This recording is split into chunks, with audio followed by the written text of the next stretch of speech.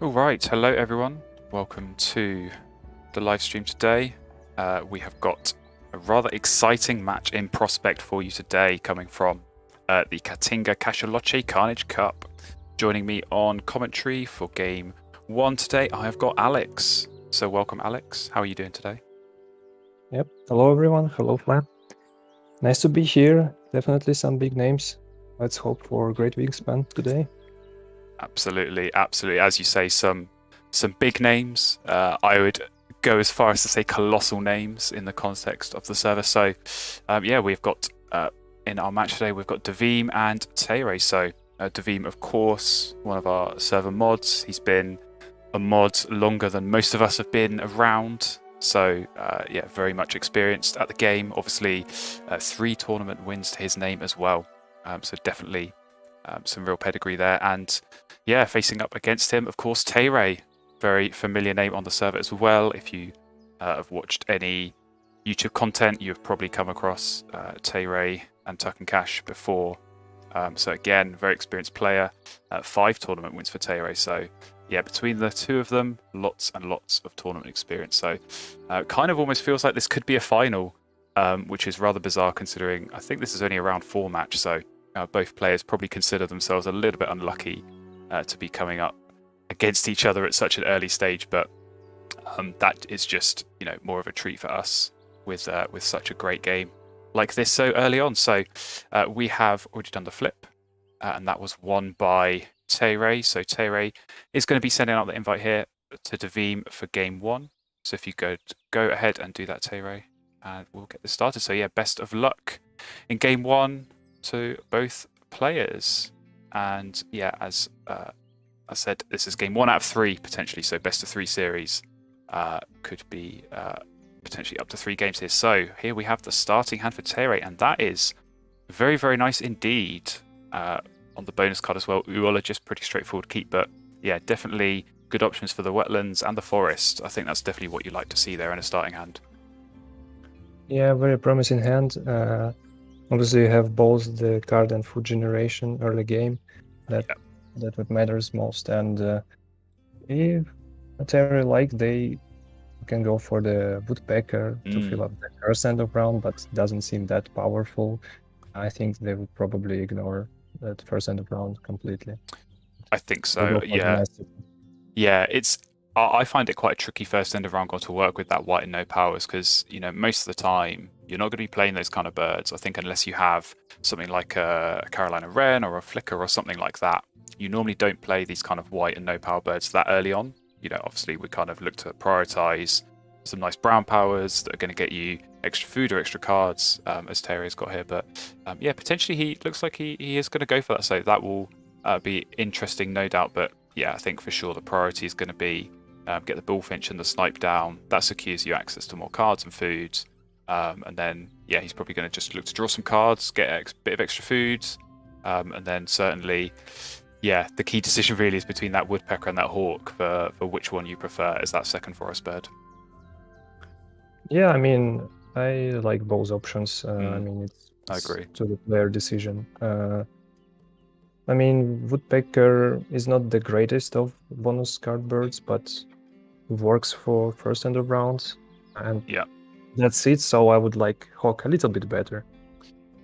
Yeah, it's a tricky one because the woodpecker obviously works for this end of round, but then you've got the hawk, which works quite nicely for the next end of round. So it depends which one you want to look to prioritize. Obviously the hawk a little bit cheaper on the food cost, but that woodpecker with the cherry, you can potentially be getting that from the bullfinch power as well. So he has indeed gone for the woodpecker. So we will see indeed how that works out.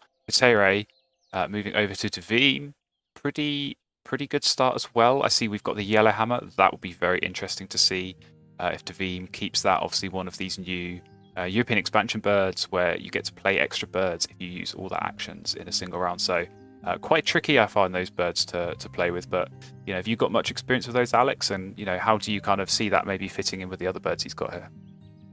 Well, I don't have much experience, and I actually consider the birds like teal playing as a bird not that great, but actually they're pretty insane if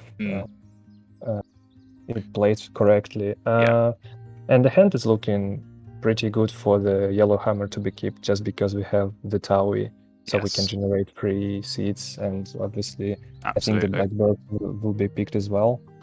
Yeah. And Puffin, not so much. It's a great bird, but not in the starting hand. So Yeah. Puffin's one of those you definitely don't want to see at the start, and I think you probably say the same for something like the King Rail that we see in the bird tray there as well. But yeah, this is looking like quite a promising start. I think obviously the Yellowhammer eating those seeds, but potentially the Blackbird as well that he might look to keep. So yeah, obviously I think the trouble with that Yellowhammer is being able to use all the actions in an efficient way that is going to score you points or get you enough resources to make it worthwhile.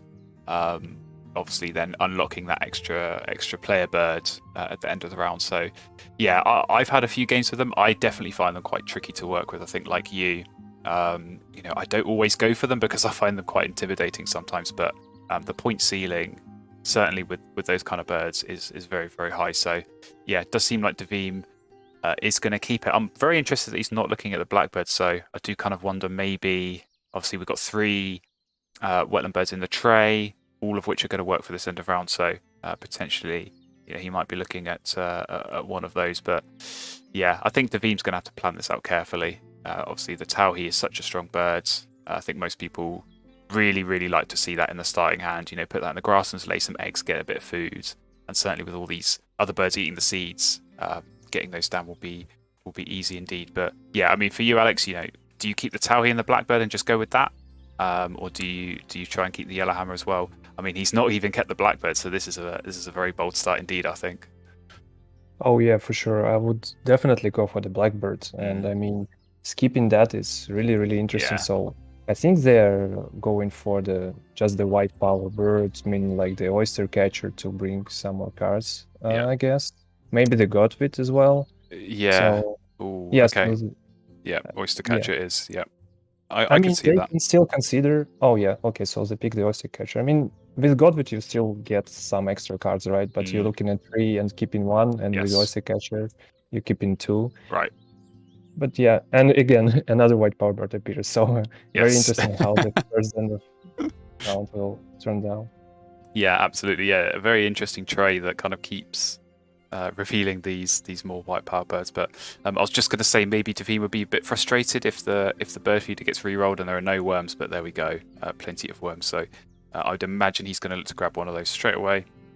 And then yeah, obviously now he's got 2 worms. I think the Oyster Catcher is going to be played certainly for those extra birds, and yeah, that white power as well is going to help out. So all in all, pretty good start, I think, for both players. They're going to be able to get their strong birds down early. Obviously Tayray very, very quickly, like we said, get the bullfinch and the snipe down, and then yeah, I imagine he's just going to look to start drawing some cards and kind of go from there. But yeah, pretty good choices there. Which do you think you'd go for out of those 3, Alex? Definitely not the Warbler, and between the attackers, I guess both work. Maybe the Crackle first, but the Gal also seems nice. I mean, if we want to go hard on the wetland, then probably Crackle just because the extra egg. But yeah, Gal is also a decent option. Yeah, I like both of them in that position. It is quite difficult to kind of work out which one I would go for. I think certainly they're both really good choices because they're going to be easy to get down, right? So I think Davim's the rest of this round is probably just going to be play the Taui, lay some eggs, and then obviously try and use as many of those seeds as possible to play the other birds he's got. So yeah, maybe not so surprisingly that Warbler does end up background at Davim, but yeah, I think that Grackle will be an interesting option for Tay as well. Obviously the Snipe going to give him some extra cards, so maybe he puts that in the wetlands to just get a bit of extra cards and obviously turn some of those into points, but equally could look to put it in the grasslands and maybe pivot, get some extra eggs and tuck cards as well as the game goes on. But yeah, Davim, I should say, unsurprisingly, straight away Tauhi down. I think we're going to see plenty of eggs being laid here. Yeah, and that's why I guess the Gal looks a little bit better, just because it's 1 more point and we still generate eggs from the grass.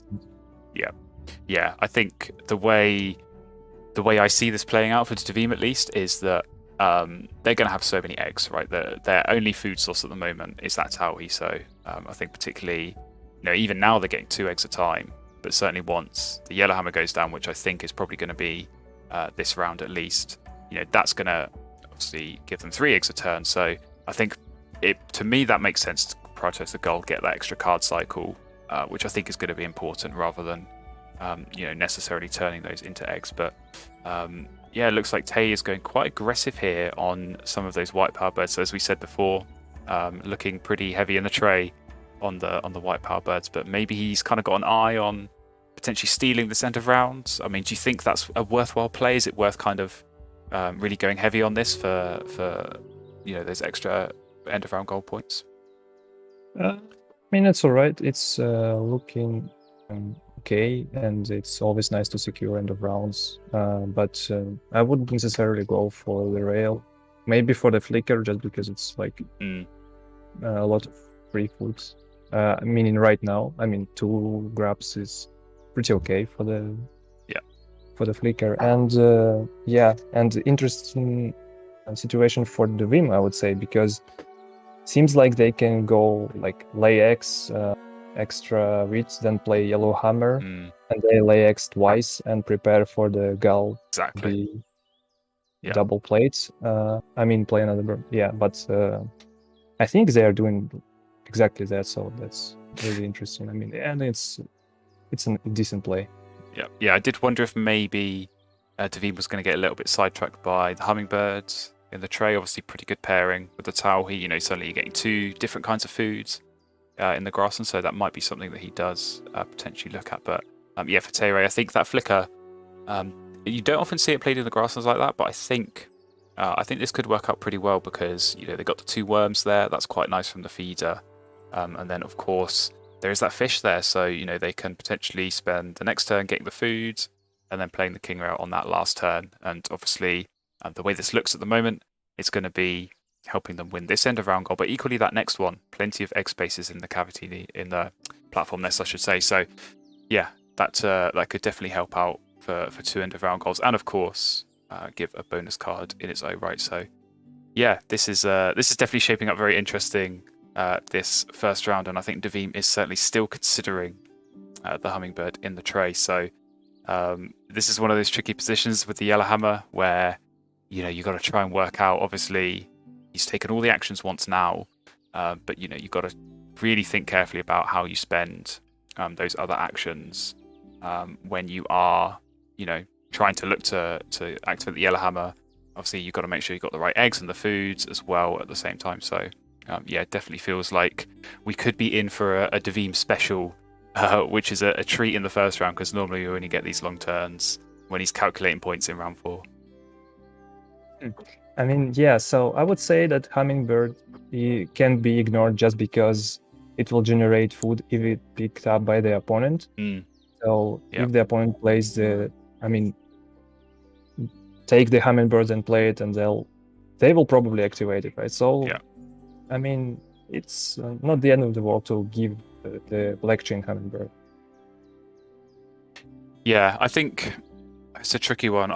I think in this position, it's not really the kind of birds that Tayray would look to play. I think, even as I said, they've probably kind of got this plan in their head of being able to get the food, and very nice on the reroll as well. I think they're probably going to look to try and get the worm and then hope for a cherry as well, maybe with the bullfinch power. But I think they had this plan in mind. Obviously, the woodpecker / king rail can go down on this next turn. But even in spite of that, probably not really in the position for them to go for the hummingbird. So it's a difficult one. The option is still there for Davim, right? He could maybe draw cards and then lay eggs, and then he's made sure he's done all the actions. He's going to have the food to play the hummingbird. So I certainly wouldn't be opposed to that. When you are running Yellowhammer, you need a lot of food, right? You're playing an extra bird each round. So I think just being able to get that couple of foods from your grassland turns, and then obviously potentially some when he gains food as well through the forest, that's going to help him out as well. But we'll see. Maybe he's still committed to this ring build goal, which I don't mind. I think that's a good option as well. And the hardest thing for me with Yellowhammer and birds, similar birds, is the resource management. So you Mm, might need to have a lot of cards and a lot of eggs and a yes. lot of food. So that's why I'm like not the Yeah. biggest fan of the bird, just because I'm not really great with that micromanagement. But Yeah, I think they definitely require a bit of co-op, maybe from both sides, and potentially, with the Wilson snipe.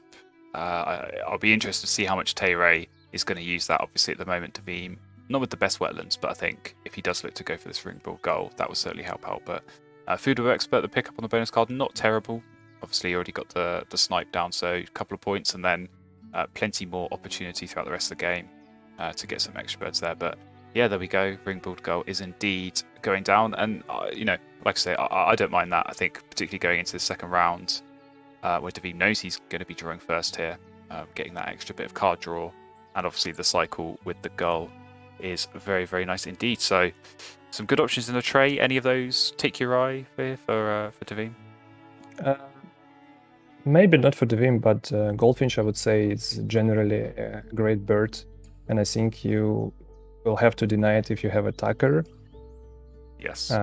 So that's what they're doing, and reasonable. But yeah, turkey generally an okay. Oh no, That's not what you want to see. I mean, do we take get the goldfinch and reveal the bunting. Yeah. So do we? Are we aware of a situation with the goldfish and bunting, and Yes. how do that's in the tournament? Yes. I hope it doesn't happen. It may well do. I think both players are aware. But I will, if both birds do go down, I will just check in with the players and make sure that they're aware of what's going on. But yeah, we can end up in positions there where they both end up triggering each other, and then you get stuck in this sort of infinite tucking loop, which is about as terrifying as it sounds. So yeah, I think if you're Tayray here, you probably do look to grab that. Obviously, Davim's got the goal down already, but potentially more tucking birds to come later in the game as well. So yeah, he is looking at the turkey though. He's definitely looking at that turkey. I think with the bullfinch, obviously the extra seeds and the cherries, certainly maybe a bit easier to get down than it otherwise would be. I mean, you never ignore the bunting after the goldfinch was drawn. So I think so. Yeah, I think the bunting is always a pretty safe pickup. I mean, it's already pretty good in terms of points to food ratio, but then obviously it's a bit of insurance as well against an opponent who we know has already got one tucking bird down. So definitely could help as well. And I think that Common Swift, pretty nice pickup from the deck. Obviously helps the food expert, so that's 1 point for 7, or 1 food for 7 points, I should say. So pretty good return, and maybe some extra food from the forest can go towards that as well. So I see Groove in the chat, very excited for the golden eye. Yeah, I would be surprised if it goes down, but hey, plenty of cavity nests in Tayray's hand, so maybe we will see the golden eye make an appearance. we saw the best boy making an appearance.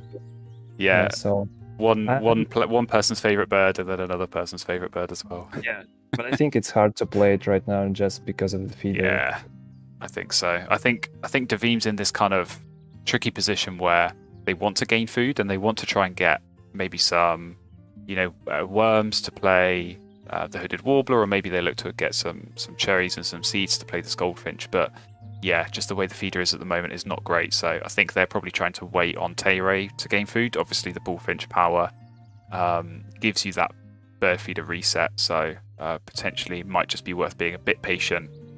Spend these extra turns drawing cards. See what you get. Maybe you get some nice big point birds or some good additions to that Tauhi in the grasslands. But yeah, certainly the bird feeder situation is not helping Davim at the moment.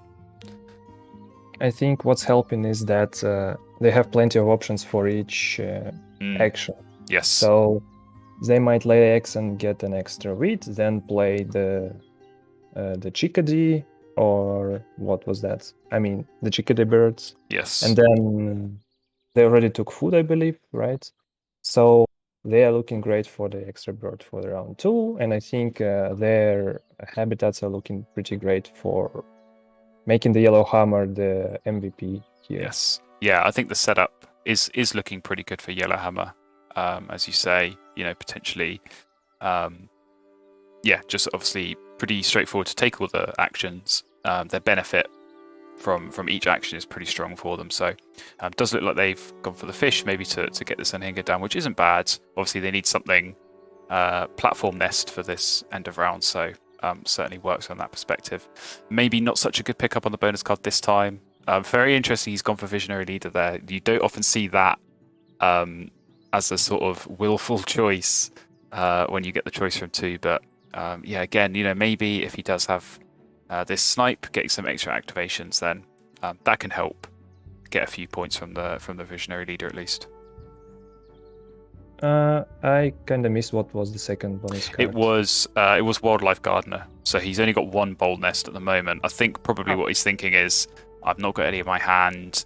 I'm probably not going to really look to draw many more cards until we get into sort of round 3, and at that point, you really don't have too much time to be able to get the extra birds down. So I think it makes sense, but it is always an interesting decision when you see someone willfully choose Visionary Leader in that position. I mean, it works a lot of times when you can overdraw a little bit and manage to match the lowest part. But I think, they're looking pretty nice in terms of you can play Goldeneye in the wetland and draw a little bit more.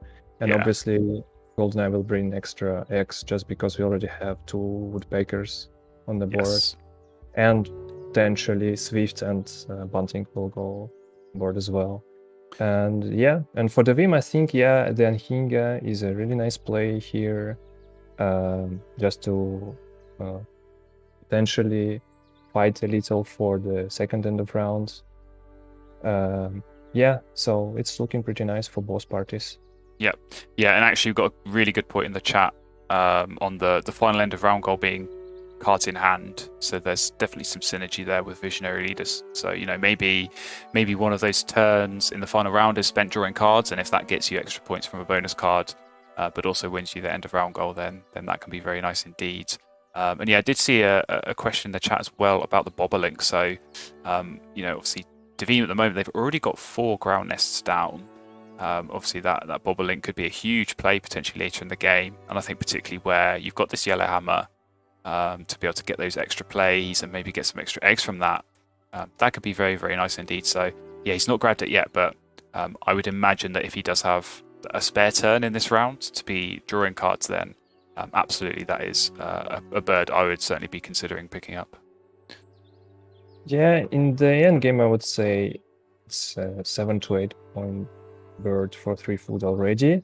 And we can potentially make it even bigger, but you still have to manage a little, right? So you have to draw again, take it. Maybe the opponent will consider denying it just in case. So it's a hard choice, but I think it's definitely an option. We can consider Turkey being pretty much equal in that sense. So it will be like 7 points or maybe 6 if we play in the force bird, but it will bring more X spots in the grassland. So absolutely. That's a good point. Good comparison with the Turkey. Certainly, I think the Turkey could help as well with that next end of round goal. Plenty of egg spaces there will be interesting. But I think Devim was kind of just planning. Obviously, very, very careful thought there on what the food was going to be. I think he is trying to work out which bird he's going to play, and considering he's taken a cherry, he's taken a worm, and when he lays eggs, he'll get the seed. Are we gonna see it? Is it gonna get played? I think it's a decent option. With the feeder roll and here we go. Here we go. This game is going to get much more exciting for me. So I think he will look to obviously get the food for that warbler pretty easily through this bunting. And I said it a million times on these streams and these videos. As soon as you get 2 food in the grasslands, I think you're happy.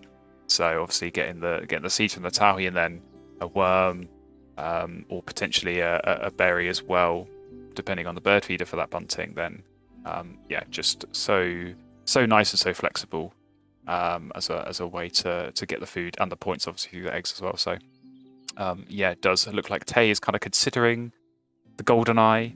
As you said before, he's already got what was that, 2 cavity nests down, and now with the bunting being a third. So yeah, he's really kind of countering, I guess, preempting the fact that Davim is maybe going to look to draw cards at some point, and obviously get some extra tucks on that. But yeah, this has been a very interesting board that Tay's built up. Obviously, started off very, very strong with those 2 really nice brown powers that got extra food and extra cards. But since then, it's been sort of exclusively those white powers and those pink powers. So it's working out well. It's working out well. But I do kind of worry maybe kind of where this is going to go for Tayray in terms of point scoring, because again, the bonus cards maybe haven't been great pulls, and they haven't got a lot of big point birds in their hand at the moment. So certainly are going to need to rely on potentially drawing cards in this next round and kind of seeing what they get from there.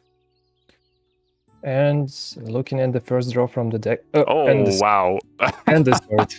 I would say the chances of bunting being played are getting a little bit slimmer. I think but you're right. Still, there is a chance here, but there is a rodent in the feeder, so yes, I would potentially look at taking rodent and just double.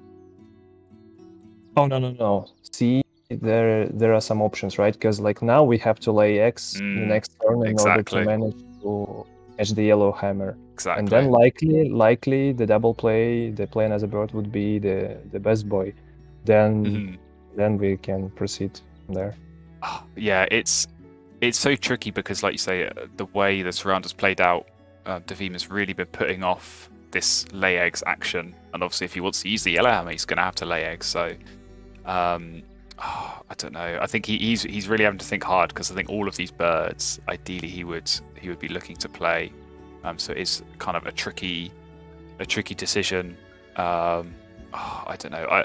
I think he has to lay eggs, and then he's going to get that extra player bird. So it's a case of, is that going to be still the bunting? I mean, he might put it in the forest, and that might actually work out here in this case, as much as it saddens me. But equally, he could force down the hooded warbler as well, just for the extra points. But yeah, this is unsurprisingly a little bit of a slower turn, but lots of careful thought, I think, here for sure, because I don't think he was expecting to get Raven and Benelli's Eagle on that same turn drawing cards there. Yeah, and I wonder, do we have like a little back, or does Davim have 2 turn left? He has 2 turns, including this one. So the action is still going and still shows that it's still turn to go. Yeah, okay. Yeah. Then still, I would say, yeah, I think bunting will be the option here, at least for me in that position. Oh. He's skipping the gull. Oh, I guess he's probably because of the bunting, right? I guess it's one of those where if you get the point, but your opponent gets a point. So if you're actually quite happy with the birds in your hand, yeah, I hadn't considered that, but actually I don't mind that. I don't mind that play there, skipping the gull. I think that makes sense. So yeah, I think if I'm Davim, I really can see him laying eggs and playing forest bunting, and then when he does go for food, he can easily get the food for that raven and then play that. And I think really you go from there, because he's got so many big point birds. I think the eagle is going to be a really nice play. Obviously that warbler as well for 7 points in the forest, so he's got some real good options. And then you draw cards, and if you get some good ones, great, you play them, and if you don't, well, that's just going to feed your Benelli's Eagle. So yeah, be interested very much to see how Davim is going to sort of plan this out and play this, but it is certainly looking very good for them. And the rare occasion of Flan saying that indigo bunting is nice in the forest.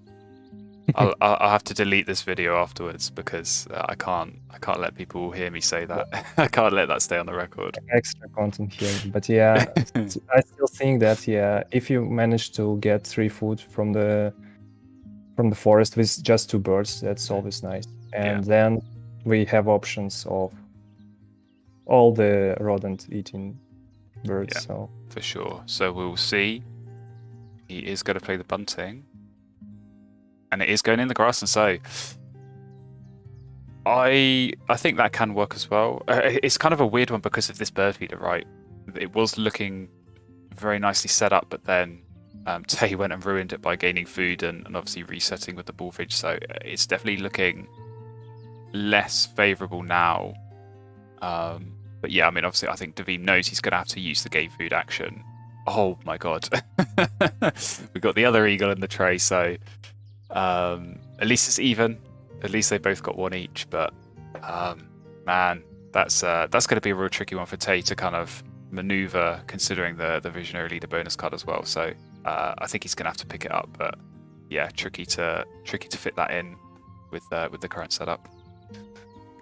Well, it's not that tricky. It's just that you ignore Visionary Leader completely because the eagle is insane. Yeah, and I'm happy that it's for both players and not two eagles for the player. Agreed. Yes. Yeah, at least like the scales are even here. But I mean, at that point in game, it's really hard to judge who is in a better position. I would say in terms of cards in hand, very likely it's for the Vim. Because they have a yellow hammer that will play these birds. Yeah. So for Tayray, I think it's also looking decent, so maybe they will somehow get around that.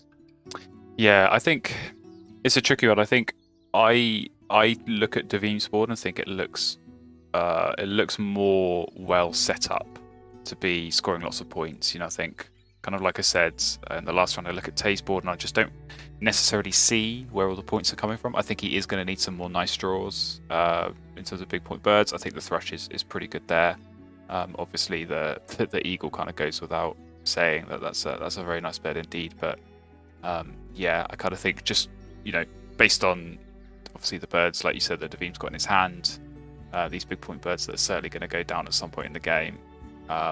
Feels very, very strong indeed. But I'm going to be interested to see how he negotiates this yellow hammer and whether he, you know, maybe he's going to use it this round, but then in that last round, that's always the tricky one for me. You know, is it worth going out of your way to activate it when actually a lot of the time that best play is just laying eggs and trying to score points that way. So yeah, I'll be very interested indeed to kind of see how that one works out.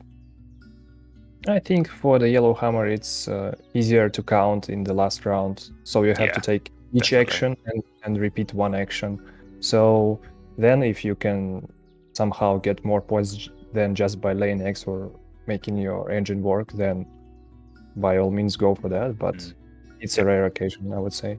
Yes. Yeah, I mean, I think it is definitely a case of wait and see and calculate at the time. And if I know Davim, he loves a bit of calculated at the end. So I won't be at all surprised if he does go for that. But yeah, for Tayray, it does look like he is very much considering this golden eye, and I don't mind it. I think playing that in the forest and getting a bit of extra food could be very nice indeed. Obviously, he did just grab that eagle through the snow bunting tuck. So with a couple of rodents in the feeder, maybe you can grab those, look to play that, and obviously score a lot of points, and then hopefully get some points as well through the power. But yeah, lots of options indeed here for Tayray to consider.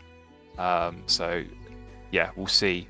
But I really like this golden eye play with all these cavity nests that he's already got down. I mean, I would like to see the eagle eating the eagle just for the news. But yeah, golden eagle is looking really, really nice, and another rodent in the tray if we want to not force it. So I think the golden eagle will go on board, and then the Eternal Imperial will follow. Yeah, I think Tay's going to need to think carefully about this end of round. So obviously at the moment, it does look like Davim is going to have a slight advantage there, and potentially as well if he is going to, you know, maybe play his own eagle, or maybe he's going to play this raven as well. That might be you know, some extra X space there in the grasslands. But yeah, I think this is definitely up for grabs if Tayray is going to look to try and get some of these grassland birds down and then spend a few turns laying eggs. Definitely some potential there as well. But yeah, it's getting almost for me to that point where if Davim's going to play this raven, he kind of needs to do it now, because we are running out of turns, and it is one of those where, you know, if you do play it too late, you maybe don't get that much benefit from it. So it is definitely going to be a tricky one to kind of work out and kind of justify to yourself that it was worth playing. No, for sure. It's always about, is it the right time for the bird to be played? And Right. I think the best birds the answer would be any time is good to play that bird, right? So Yeah. I'd say for Bornelli, for example, it's always a nice time to play Yes. Bornelli. Absolutely. Not exactly for every bird in the game. So. No. Well, I think certainly just based on that turn, with Davim going for the food and grabbing the rodent, does look like he is gearing up to get it down. And obviously that is his gain food action done, the Yellowhammer. So obviously 4 more actions, probably going to be laying eggs and playing a bird at least for 2 of those. And then, yeah, obviously this Raven's going to get a bunch of food.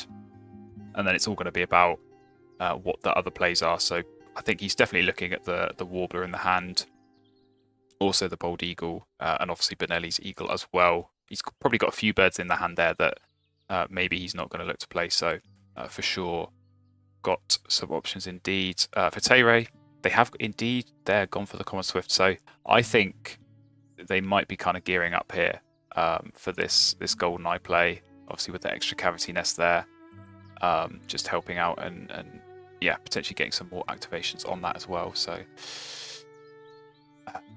have we lost Davim? I think we have lost Davim. Let's get Davim back. Yeah, let's hope for Davim to come back soon. And speaking about the Swift, I do really like this bird. There's not so much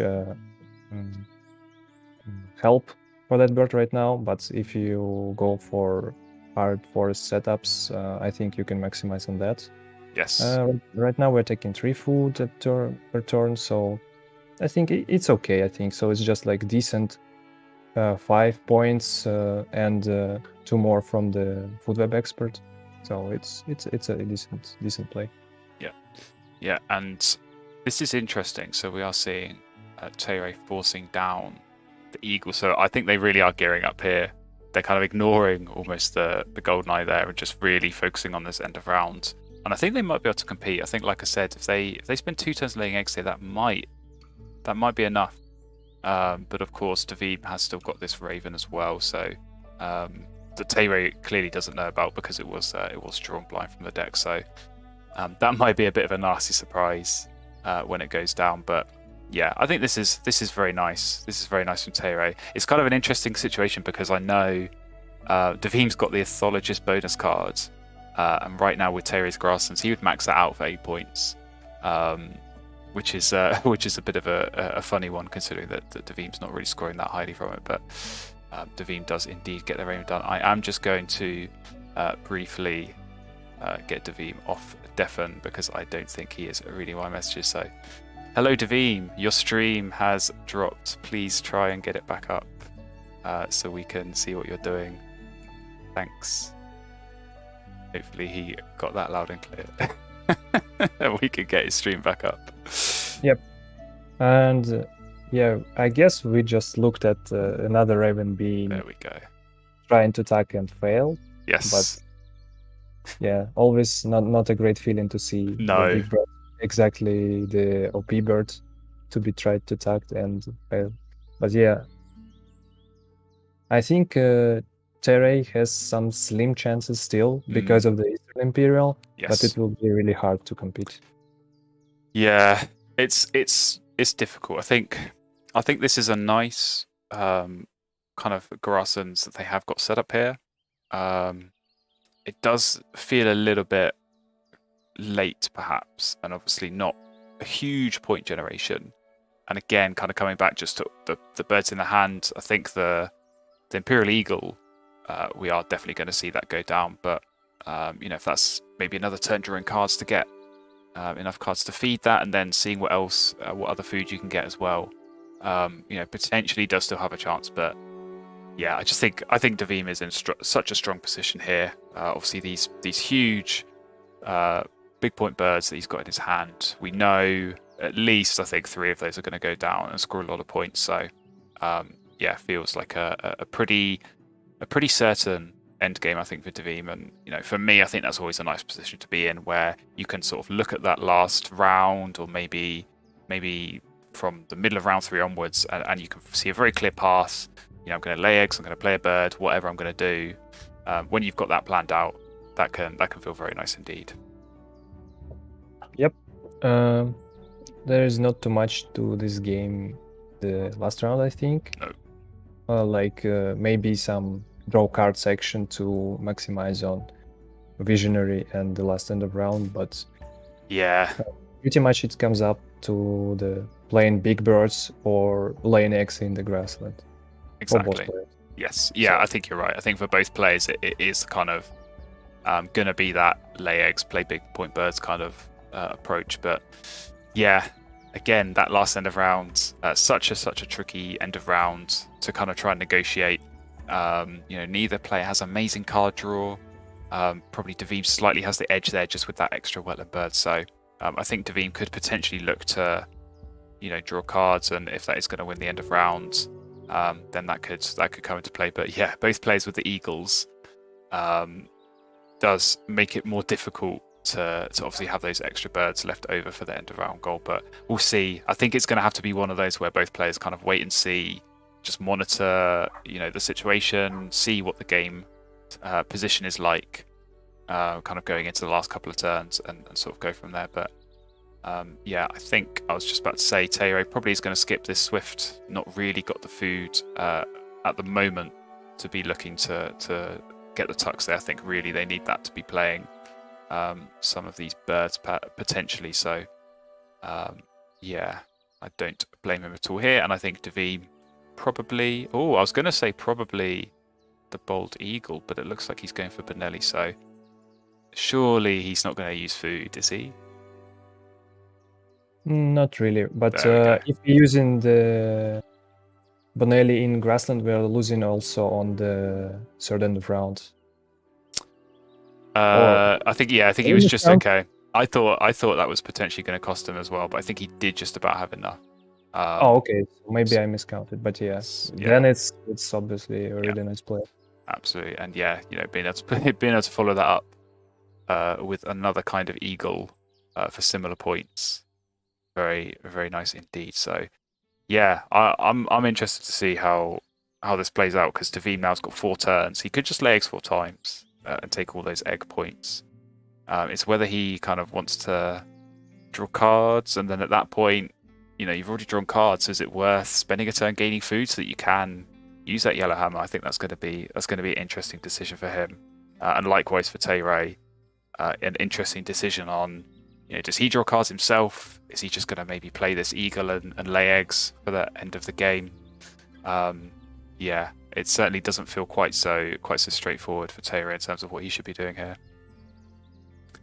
Yeah, I mean, Eastern Imperial always look nice, but if we play it, we lose some points on Visionary. Right. But I still think the Eastern Imperial should be the play. So I guess we take cards, then play Eagle, and then lay X 3 times. Yeah. It's always a bit of a spanner in the works when you have the Eagle and you have Visionary Leader and you have this end of round goal as well. They're kind of all, slightly contradicting each other in what you should be doing. So I think Tayray is still thinking in his head, if I can maybe spend 1 or 2 turns drawing cards, if that is going to help win the end of round and max out Visionary Leader, that is a lot of points. And I think particularly when you've got a grasslands like this that maybe isn't generating a huge number of points, it's not a bad idea to just kind of go for that. But Wide-throated Swift could be an interesting one. Obviously helps for Food Web Expert and is that final bird for the duologist, but obviously takes up that last grassland spot that you might otherwise want to fill with the Imperial Eagle. I don't think we are in time to make the Wide-throated work. No, I don't think so. Yeah, so I think still Eastern Imperial and then lay X 3 times. Yeah, that feels like the right play. And obviously he's got a couple of foods. You can chuck those for some extra eggs, and then hope that your eagle is going to help you out as well. So I think maybe Tayray, they can wait. Obviously, going second in this final round, maybe on that last turn, if drawing cards is going to win them the end of round, they could look to do that, and obviously get the extra points that way. So They will have to wait and see, but they're thinking long and hard about, is it worth the extra cards? I think they're trying to calculate themselves. How many cards do I need? Obviously 3 for this eagle, and then maybe some extras for the end of round, as I said, and the visionary leader. So I've never seen someone put so much thought into a Wilson snipe activation in the final round, but I think it is justified in this case. And they decided to skip it. It does look like it. Yeah. I mean, it's still okay, just because we kind of gave up on visionary and the last end of round, meaning the competition for that.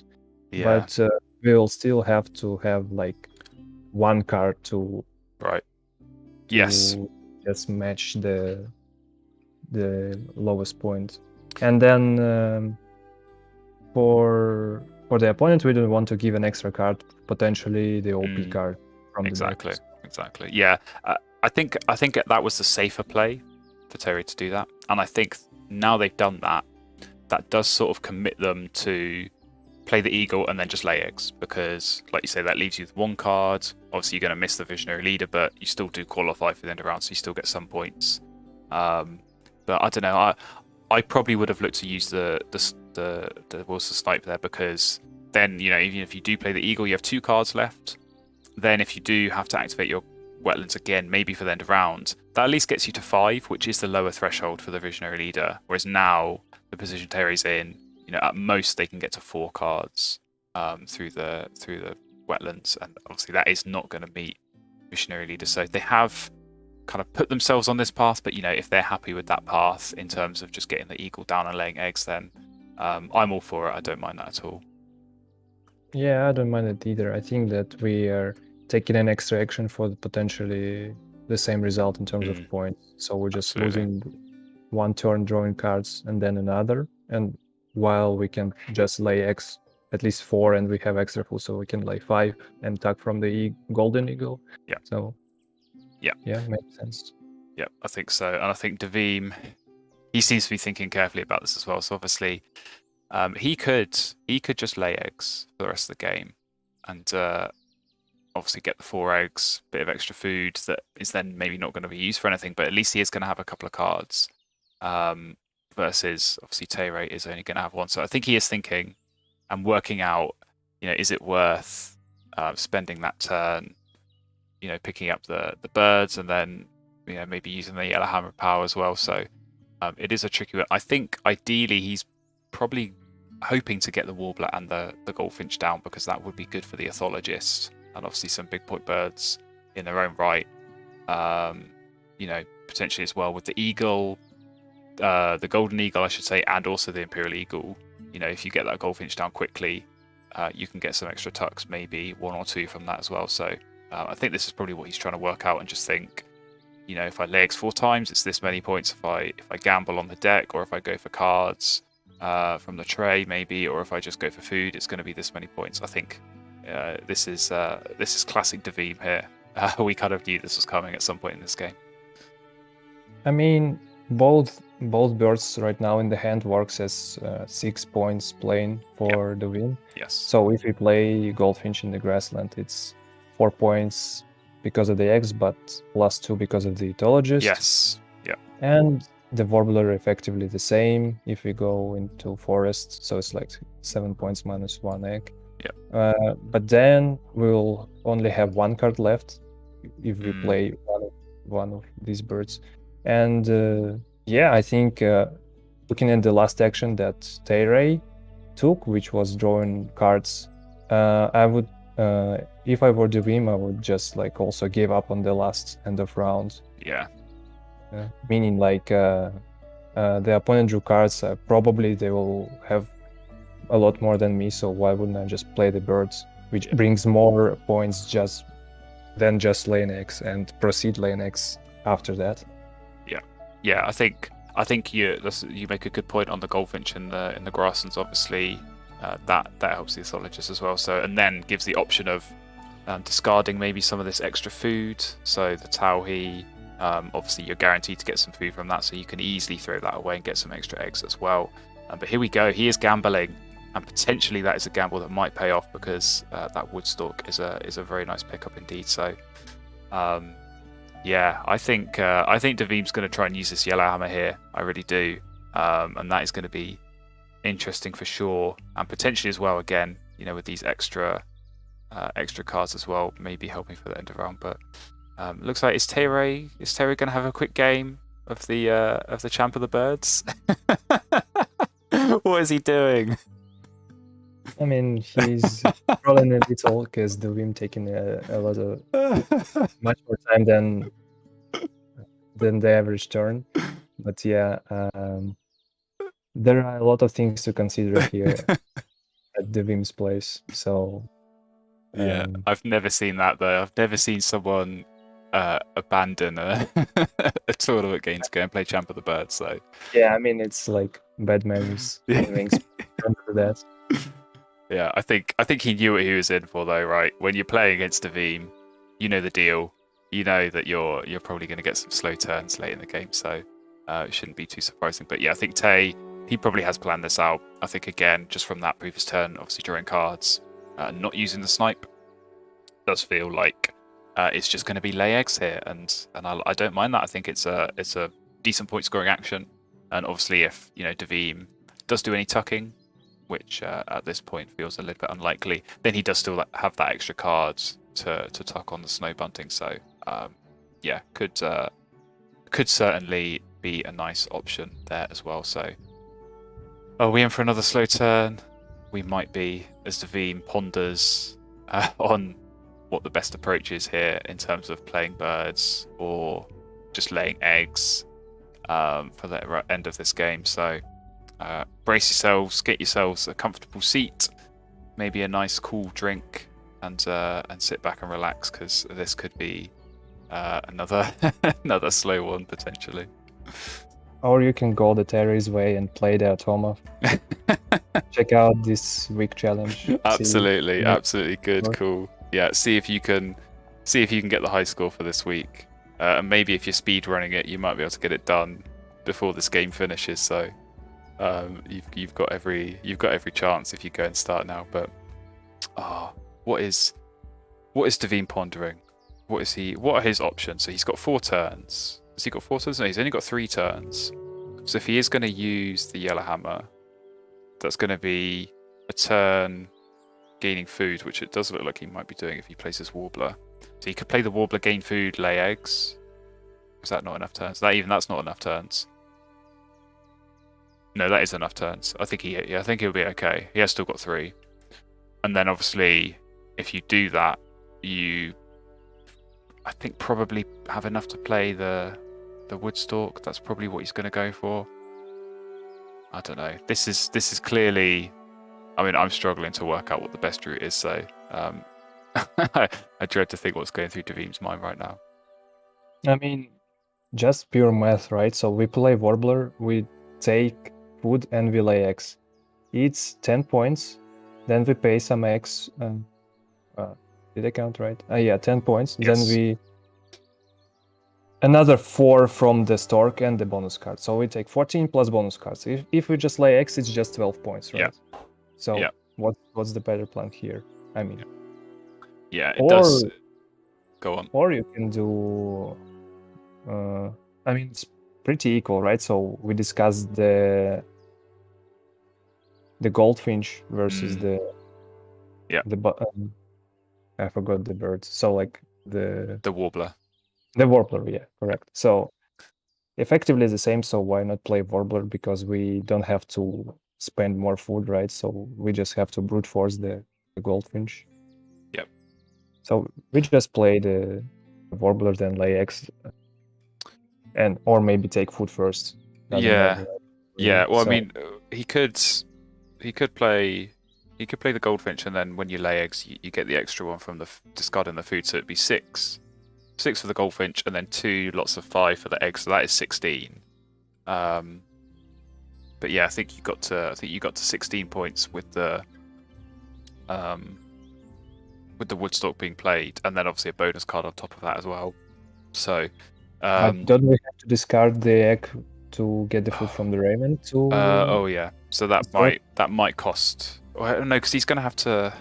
I don't think he'll need to get rid of the the egg? Because I think if he's gaining food to use the yellow hammer, Oh, no, yeah, for sure, yeah. that would be I mean, enough. that works Ooh. like a little bit more points, right? Yeah. But he plays goldfinch in the Hmm. forest. Interesting. Interesting is indeed the word. So I wonder if that is him thinking, I'm going to get 2 tucks on that. I think he is just expecting Tayray to lay eggs. So, yeah, I think that is the case.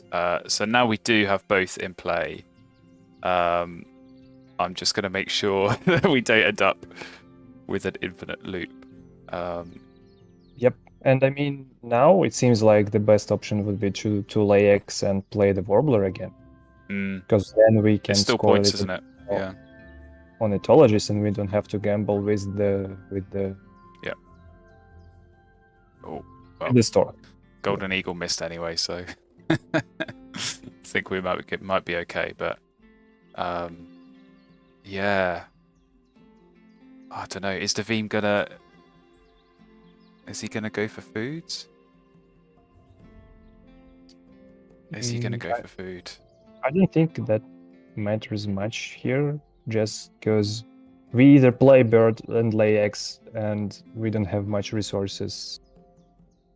Yeah. For the second bird, right? Or we just lay eggs and then play the bird, and we ignore the yellow hammer action. Yeah, I mean it's a tricky one because if you lay eggs and play a bird, you may as well lay eggs and gain food because then you get to play a bird anyway. And if you for the tiebreaker. Yeah. Well, and also potentially, you save the egg that you don't have to discard for the raven. So I think if he is going to play another bird, you go for food. Otherwise, you just lay eggs twice. But yeah, I think that's what he's going to have to work out. Is again, is it the bird or is it just play? Or is it just lay eggs? I feel like instinctively laying eggs is just not like laying eggs twice is just not an option because it is only 4 points a time. Whereas, like we said, you play that Woodstock, that's already 4 points. The Warbler is already, it's going to be 8 points because of the Ethologist. So, yeah, that certainly feels like really what Davim should be looking to go for here. Yeah, and speaking about the general situation, both of us like looking at the boards, having all the info, trying to figure out what's the best play, and Davim has to do it on their own. Yes, so absolutely. Yeah, it's difficult. It is difficult in these positions. A big surprise that they took a lot of time to think through like actions in the last round. So yeah, absolutely. And seeing as we do have a bit of time, I'm just going to quickly throw up a poll to see who our viewers think is going to win this game, and I'll throw that question as well over to you, Alex. Obviously, we kind of thought maybe early in the game Davim was ahead, but do you think Tayray's done enough in this game to pull it back? I don't think so. So like Tayray did great with the resources they have, but I think the Davim still wins that. Yeah. That's my gut feeling as well. I think it like I said earlier, just with the setup that Tayray went with in his grasslands, it's okay. It's not bad for a final game sort of egg spam, but it's not a huge point scoring action. Obviously, he's kind of skipping this eagle because there's no point. Even if it succeeds, it's just going to trigger the goldfinch. So both players are going to get a point. It kind of cancels it out. As you get the point, your opponent gets it as well. So, but yeah, Davim, I think it has been really tricky, right? This has kind of been a good demonstration of the struggles that you can have with these kind of yellowhammer type birds, and really, the kind of hard work and hard graft you have to put in to get, the most efficient usage out of them is so tricky. And even the last turns, right? So like the last turn actions, Tayray skipped the raven. Oh, I mean the eagle. Sorry about that. Got there in the end. They skipped the attacking action. Yeah. And now, even after the game is already finished, right? You have no other turns. Davim still might consider playing the Stork rather than. Yeah, I think he's going to have to think about this because this is a classic. How close do you think you are to your opponent? Because you can play the Warbler, you get 6 points plus another 2 from the Ethologist, so you get 8 points. Or you can play the Woodstalk, you get 4 points plus a bonus card. And it's going to be a question of, can I score more than 4 points from that bonus card or not? And if he doesn't think he can, he's going to play the Warbler. And I do feel like that is the right play, the safer play in this position. Yeah. It was a really great game. Absolutely. And yeah, our poll agrees unanimously. 9 votes out of 9 going towards Davim. But we will see as the scores are counting up. So looking pretty close there. Although Davim, yes, does go ahead with the bird points. I think end of rounds were about even. Yes, they were. So eggs. I think Tayray's going to bring this back a bit. So it is going to come down to the tuck cards. Oh my God. Wow. That couldn't be any closer. Wow. Well, what were we talking about if it comes down to food tiebreaker? Wow. Insane. What a game. What a game indeed. Very much worth the wait, considering some of those slow turns. But man, yeah. And that's why you take the safe points. I think if Davim had gambled on that bonus card from the Woodstalk, there's absolutely no guarantee that he's going to get something worth more than 4 points. So, yeah, very, very good game. 94 points apiece. Super, super close, but Davim does edge it on the tiebreaker. But as I said, this is a best of 3. So do not go anywhere. Strap yourselves in. We are going to have at least one more of these very, very exciting games to come as well. So, man, what a game. I'm kind of almost speechless trying to sort of digest what just happened there. For sure. And I wish good luck to both players in the following game. And see you guys around. Thanks for having me. Good luck.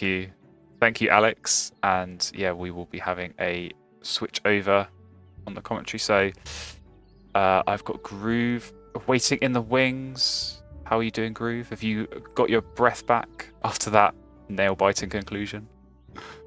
Wow, dude. Wow. That was crazy. Yeah, man. I mean, what a game. Yeah. I think you summed it up. There's not really a whole lot you could say on that. Yeah. What a game. No, there are a few words and I have none of them.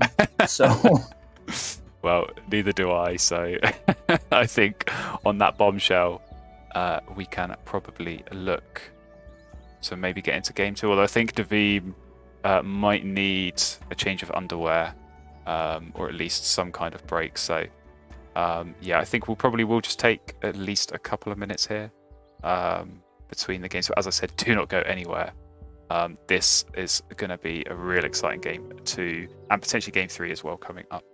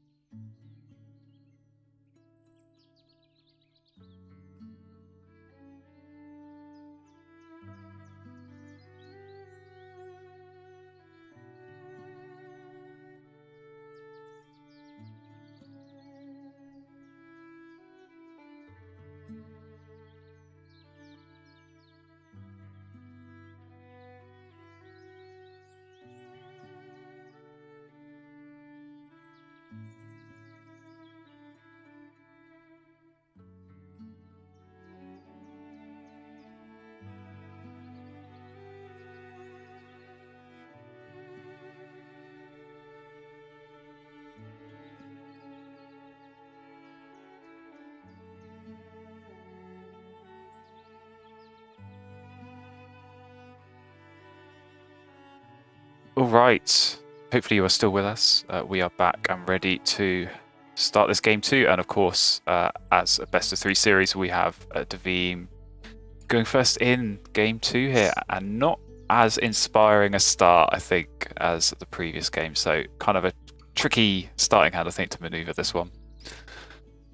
Yeah, I think tricky is putting it mildly. I mean, you look for a good in your starting hand, you look for a good brown power in your forest and a good brown power in your wetland, or some kind of like nice grassland tucking or drawing bird, and Davim has absolutely none of that. Yep. He has got eggs up the wazoo, which is probably not something that you look to go for early in the game. But this is kind of interesting, keeping 2 double birds in different habitats when you don't have anything to play with them. Yeah, I'm not really sure how that's going to work. I have been I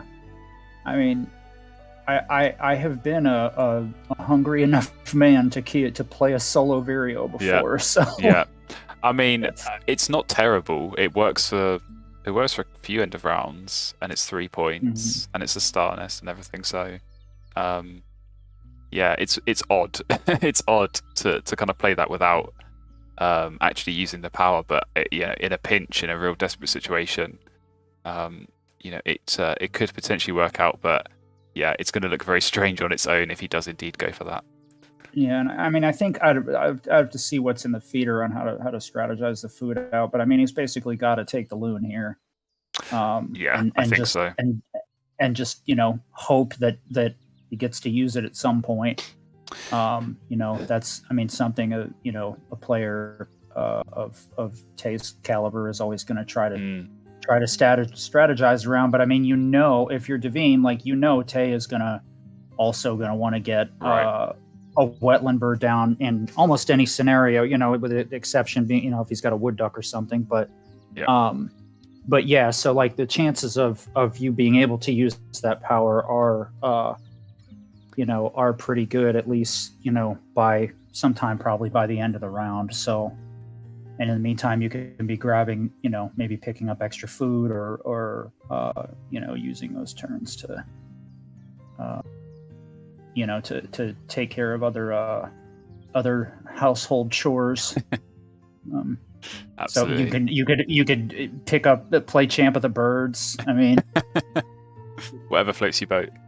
Absolutely. Yeah. It's loon as an opening wetland bird is always it's a real tricky one to work with, because, like you say, I think especially against an experienced opponent, they will really try and avoid letting you get some usage out of that. And obviously, if Davim is going to pick that up and play it, which it does kind of feel like he's going to do, keeping the fish here kind of does sort of point me towards that. But it does make it tricky, because I think even that first bird, when Tay plays that, you're still giving benefit to both players, which is not always ideal, but certainly in a pinch it can work. Tay's already had enough. Already checking for. I mean, last game it was round 2 that Tay was checking for timer bugs, and this game he's not even seen his starting hand. He's already checking. But here we go. Davim has indeed picked his starting hand, and we'll have a look. Oh my! Well, goodness. You said maybe if Tay has a wood duck. Of course, Franklin's Gull also falling into that category of being able to ignore the wetlands. So poor Davim is never going to get to use that loon. It does certainly feel that way. And yeah, Catbird and very Swift as well, both going very nicely there with the Gull. So that is a real strong start. Yep, keep those 3. I wonder, is he going 5 bird start? Well, I could see a 5-bird start to have something to tuck under the Swift. Right.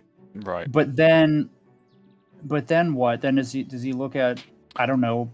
Was he going to play the bust? I mean, I don't know if he. I guess he doesn't know yet that Davim is picking up the loon. Maybe when he sees Davim pick up the loon, he'll reconsider the canvas back. I could see him putting the canvas back down for kind of end of round reasons. But then why don't you just keep the extra food? Especially you need a cherry to get that catbird down, and there's none in the feeder. So Yeah, I don't know. It's a tricky a catbird. You make a great point. No cherry's really going to be difficult to get that down in a timely way. But yeah, it's such a strong power that you kind of almost feel compelled to keep it. I can see a world where Tay plays very swift and then uses the power and also the food gain to then maybe play the canvas back. I think the canvas back is still a pretty good play because of the star nest. It helps the 2 end of rounds and obviously that third one as well, filled columns. I did see the bonus cards. I don't know if he's got a nest type one that maybe it helps for as well. But yeah, I could see a little bit of a greedy start here. Play the Vo Swift, get that bit of extra food, and then you've got to spend your first round doing something, right? We say it all the time. If you're not playing a wetland bird and you're just kind of drawing one at a time in that first round in preparation for the gull, it can be kind of slow. Yeah, I mean, I think the catbird, it's tough, right? Because you got to look at what I know the catbird is. I know it's expensive, and I know the food setup is not great for it. But when you look at the alternatives, right? I mean, it's not like there's something great that he can draw out of the tray. Yeah. Right. So he basically, what are you going to draw? You're going to draw from blind from the deck. Yeah. And just I think the upside potential is just so huge, right? Because if you get a gull and a hummingbird or a nightingale or something, right, or if you get a robin or a martin, like you're going gangbusters in that grassland. So yeah, I think I would have looked at keeping that catbird. Just given the alternatives, like if he had better alternatives, and as soon as he sees Davim picking up this loon, hello. Well, there we go. That's at least one turn settled for Tayray to grab that. Yeah, there you go. It takes one decision out of it. Yeah, absolutely. And yeah, certainly being able to play that is going to be pretty straightforward, I think, with all the worms as well, potentially from this Vo Swift. But yeah, Chickadee, I think that's okay here for Davim. I think he'd much rather play that than the Vireo. So you've got the 3 food and maybe the forest and the wetland bird to play, and then you can start going from there. It's looking a lot more positive than it did when he was looking at that 5-card starting hand. Sure, absolutely. I think the only, I wonder if Davim is kind of thinking, yeah, I mean, do you just scrap the Vireo? I think you might look to play it, right? Because if you get the vulture and the loon, both only have 1 egg spot, right? Which is why we see him probably go for food. So he's got food to get the loon down. Play the loon, play the vulture, lay eggs, and then you can get the get your 2 food forest out, and now he's got bull nest spaces to exactly cover that first EOR. Plus there's other reasons. I mean, the Vireo is a platform nest. It goes to the second EOR, and it goes even to the third. So I think that's probably what Davim's thought process is there. Yeah. I think that works. I think that works quite nicely. Like you say, it's kind of tricky with the loon and the vulture because they do only have that 1 space. But if you can play them both, then at least you aren't missing out on those eggs. And I think he does have enough turns. I think he can play those 2 lay eggs, do the double play, and then you still leave yourself an extra turn to lay eggs if you think you can compete for that end of round. Obviously, no bowl nest down yet for Tayray, but certainly if he is going to look to play the canvas back, that gives him options to consider for that. So. Yeah, I'm wondering here if you're Tay. I think if that worm was still there in the feeder, you could potentially make a case for just grab the worm, get the second one with the swift, play the swallow, and then just lay some eggs and cycle for a bit. I think having that worm gone, I'd still be looking to just go for plan A. What we said before: you get the seed, you get the worm, play the canvas back, and use that to just sort of get yourself some cards, and then you can use that again to feed the swift, get the food, so that you're ready to play this Franklin's Goal as we go into round 2. Let's see, and it looks like that, I think, is maybe what he's going to be doing. He's thinking long and hard. Maybe Davim's going to go and play Champ of the Birds now, just assert some dominance. Oh Wingspan alpha males. Absolutely. And I didn't notice that, but Tay did keep the visionary leader. I guess that makes sense. When you've got goal, it takes the pressure off a little bit. You can spend those extra turns digging for those extra cards, and like worst case scenario, you end up with some extra birds at the end. You're at least going to get some points from your bonus cards. So yeah, it's a bit of an insurance, I think, there. Yeah. See, I like this, and I like this because I'm thinking if I'm Tay, I'm thinking, okay, if Davim took the loon, then Davim's got problems. Yes. And so and so I am and of course Tay doesn't need, like, I think he's more playing the long game here. I think so. It's like, okay, yeah. It's like Davim's got problems. I don't need to help him get extra cards. I'm not going to have any trouble getting cards. Yeah, it's a little bit slower overall or whatever, but ultimately I like this. Yeah. I think you're right. It is obviously slower for Tayray. The start here, obviously a little bit weaker on this end of round goal, but yeah, I mean, if you look long term, even just having that canvas back down as that kind of solo wetland bird, that is going to give Davim so much more card access. And obviously Davim isn't going to care if he's throwing extra cards Tay's way, because he knows, well, he doesn't know for now, but he will know in round 2 with that gold. You can feel a bit more safe kind of throwing the cards around. So yeah, this definitely is going to force Davim into a tricky spot, because I can't really see that loon getting any usage, certainly not in this early game. And that's going to be tricky. No, I really like this Dunnock pickup for Tayray, because it gets him that second forest bird, and it's potentially, now he doesn't know what Davim's going to drop, right? Yeah. But what it does is once Davim plays this, he'll see that, okay, he can lay eggs once, put them both on that Dunnock, and then if Davim lays, he'll be able to get the third egg needed to win the end of round. So I think that was a really savvy pickup. Yeah, this is really nice. I mean, I kind of thought maybe the busters was going to be the play, but I think actually here, you take the fish, you take some other food, you can maybe tuck the bustard, and then, like you say, you've got that extra turn, you could look to lay eggs, and then that Dunnock is going to get you some even more eggs. Davim is going to have to lay eggs on this last turn, so that's going to be 2 free eggs already from the Dunnock. So you just stick one more on there, and that's the end of round goal 1. So that was very nice. Yeah. That's right, because I forgot Davim had already laid once. Yeah. Exactly. Yep. So that feels like it would work. I mean, 1 turn left. It's not like I think if Tay had the extra card, maybe he'd look to gain food and tuck that. But I think certainly he can look to lay eggs. That's what I'd be doing. Make sure you win the end of round, and then you play that goal next round. You start drawing some cards. If you get good cards, you play them. If you don't, well, they're just going to get tucked under that very swift and get a bit of extra food. And you want to get that swallowed down pretty quickly as well afterwards. Oh yeah, I mean, once he gets that right, you get that goal down with the fish and the seed, and then that once you tuck a card, you can tuck under that swift. Now you've got the two worms you need for that swallow, and you're This is really nice. This is really nice. This has been so clean, I think, this first round. I thought it was going to cost the end of round goal by not playing the canvas back, but to still be able to win it with that Dunnock, that's very, very nice indeed. And we go here into the next round. Obviously Tayray can get this goal down, and that's where Davim is going to start probably hitting his head on the table and wondering what he did wrong to upset the Wingspan gods. Yeah, although Davim is going to be very happy to see that yellow throw. He will. That's huge, especially he's only got a 2-food forest, so being able to get a cheap wetland bird that's going to help him see a bunch of cards. I think that's massive.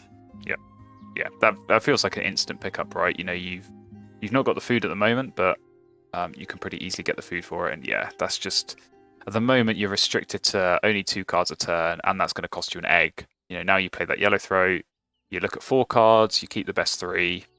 I think that's a nice position for Davim. I mean, obviously he is going to still struggle, I think, against this gull that Tayray has got. But yeah, it's at least going to get him something in terms of the card department. Oh, hello. Ooh, Yeah, well, nice. save that for later. You don't want to play that too soon Yeah. for the loon. But yeah, you take that for sure, I think. Yeah, well, Oh, yeah, he's hello. gonna. Oh my goodness, Well, cards for all my men. absolutely. Yep. Yeah. Yep. Now I I wonder mean, why yeah. he didn't spend the egg off the Dunnock. I mean, I guess, Mm, or did he? I don't think he did. So yeah, it's a little bit odd. I think he's still got plenty of time where you're going to play birds you can discard.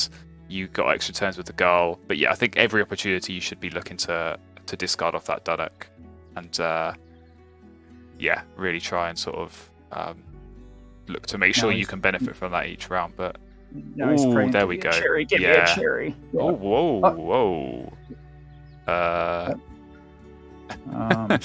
I'm not sure about this. I like you. As soon as I saw that cherry, I think you have to, and then you skip the tuck and play the flycatcher, and then Yeah. use that to get the worms to play the swallow. That feels like a pretty solid round to me.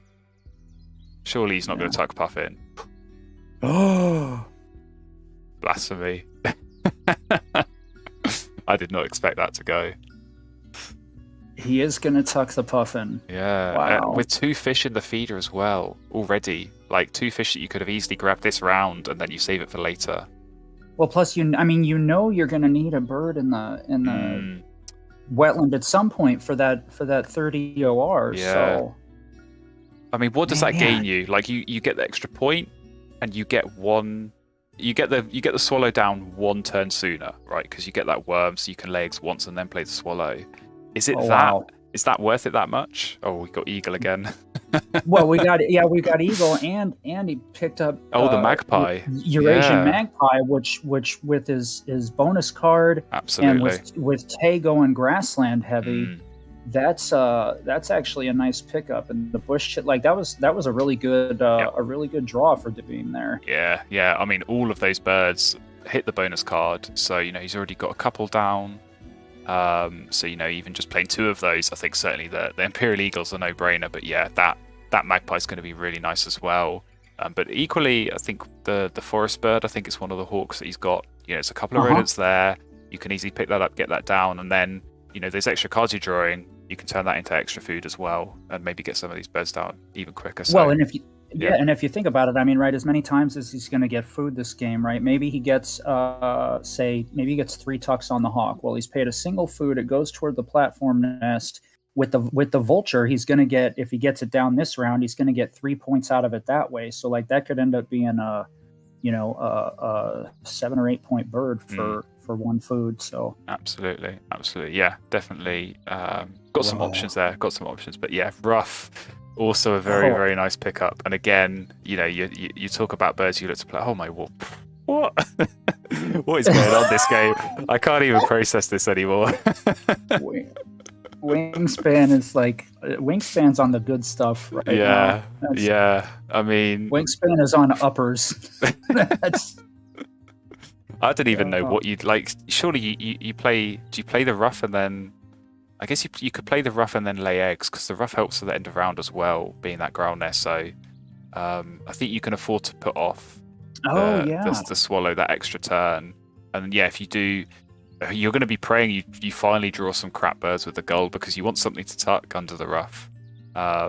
You're not going to look to tuck swallows and wood ducks and that kind of thing. So I think that could work. I think that could work out well there for Tayray playing the rough. Yeah, no, I think Devime's got to be weighing, do I want to get this grass or this bush chit down on my grasslands now? Because if he's thinking, and I've always got in the back of my mind, right, because you don't know what your opponent has, but when it comes down to like the last couple turns of a round and you're sizing up the EORs, you've always got to wonder, have it in the back of your mind, like, does my opponent have another one of these birds? And if they do, what am I going to do about that? And so I think, the bush chit is got to be what Devime's looking at here, I think, in terms of do I want to get this down? Yeah. In my grassland, secure that EOR. Plus, it's a good bird. It gives you a 5-point engine in its own right. Yep. Helps you also with not only the 30 OR, but it's a really nice get for the last one too, having 5 egg spots. So yeah, I think what he's going to have to weigh up here is, do I play bush tip and obviously get the extra tuck and the eggs and potentially the EOR, or do you look to get the magpie down this round so you can maximize out on that cash food from the obviously all these grassless activations that Tayray's been doing. I mean, it's a tricky one, right? Because I think in this position, you know, Davim, he's got okay card draw. It's not the best, but it's okay.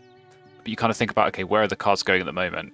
Any extra cards he draws, he's going to need those for the Imperial Eagle at some point. So, you know, he might still have some extra birds to be tucking under the bush tip. But I think it might be a bit more of a tricky one to feed. So, yeah, I don't mind this magpie play. Like I said, I think it's good to get that down now in this round because, you know, Tayray's already laid eggs twice. I think we can be pretty sure he's going to lay eggs a third time here. So that's already 3 cash food there.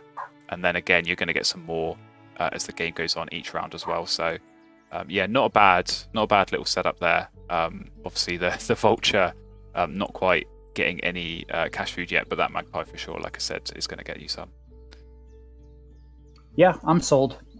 I guess, yeah, when you figure, okay, if you're going to need 3 cards to tuck under that eagle, you know, yeah, and you figure you're going to want to actually play some of the birds that you draw. Oh my goodness, does that card is even matter? Tayray ever going to draw a bad card this game? Come on. Just, okay, there we go. Finally. Damn, that's crazy. Yeah. I mean, I found that quite interesting on that turn. Tayray decided to skip the flycatcher, so they clearly feel a little bit nervous about giving food away to Davim. I mean, I guess they have better food access in their forest, but surely, you know, when you've got a gull like this, you're quite happy to see the worms flying around, especially when you've got that violet green swallow that you know you're going to want to play at some point. Yeah, I mean, that's a tough call, right? Like you look at, okay, my forest is better than theirs. So you've got definitely a relative advantage there, but you've also got, I think, you know, don't you have a relative just kind of overall engine advantage there? Yeah. So yeah, I'm with you. I'm not sure that I would have skipped it. Yeah, it's a defensive play. I think it is a little bit too defensive. I think it's one of those positions where, like you say, you've got that overall advantage. Like you go in for the kill, you go aggressive, throw the food around a bit. I mean, Tay is kind of running out of egg space here a little bit, so you know you want that extra food so you can play birds, clear out the egg space. You know, maybe you're going to play some nice brown powers like this violet green swallow as well. So, yeah, I really feel like he should be, making sure he's getting those worms. But here we go. We've got another sucking bit in the tray in the American Robin. So surely that's got to be. Oh, and a cowbird. Here we go. Now we're talking. Now we are talking. Yeah, that Robin's really nice for you know, for Davim. Now he's looking at, let's say he's got to draw, say maybe one more time in order to, you know, get the cards for that eagle and have enough to tuck through the Robin. But okay, you draw cards 2 more times, and the rest of the time you can just be, maybe you get some grubs from that flycatcher. Maybe you you know, pick up another nice forest bird of your own, although I guess he does already have that Cooper's Hawk. So yeah, that Robin was nice. Yeah. Now this is kind of interesting what Tay's setting up. So it looks like, so I did see they grabbed the pelican from the tray last time. I have a feeling they're going to play pelican and then use the fish to play skimmer, which again, it kind of comes back to this common loon. You know, I know Tayray needs to fill up. They might be looking to go for filling 3 columns for the centre round, but surely you don't want to be giving your opponent extra cards there with that common loon power. Yeah, and I mean, is there any need to be doing that? Although I guess, I mean, if his opponent gets, see, now they share one, right? So exactly. So you know, they both get a card, and Tay's got good ways to, you know, to put those cards to use, I guess. So maybe, you know, between the swallow or the ruff, so maybe he doesn't mind it. Yeah, I don't know. I just think again it comes back to that point about when you've got that overall advantage, you want to maintain that. I don't think you want to be, you know, giving your opponent the chance to get those extra cards. It certainly does. I don't know. It feels odd if he had a bonus card or something like that where playing Pelican and Skimmer would have been useful. I don't know. Again, if he still kept that Puffin, that would have been a perfect play. I think Pelican into Puffin would have been so nice, but I don't know. I'm not sure about this. But he does have a bonus card, Flan. He's got Visionary Leader. Yeah, well, it's a bonus card, that's for sure. I think that's about what you could say about it, but there we go. Davim, I should say, is going to benefit from that, and some pretty good pulls there. Maybe a little bit on the late side, but they work. Yeah, well, I mean, you figure he's going to need, he's going to need eggs for that final EOR. So, like, Bee Eater Robin maybe lets him hammer that. Although, I mean, yeah, those are pretty low point options at this point. But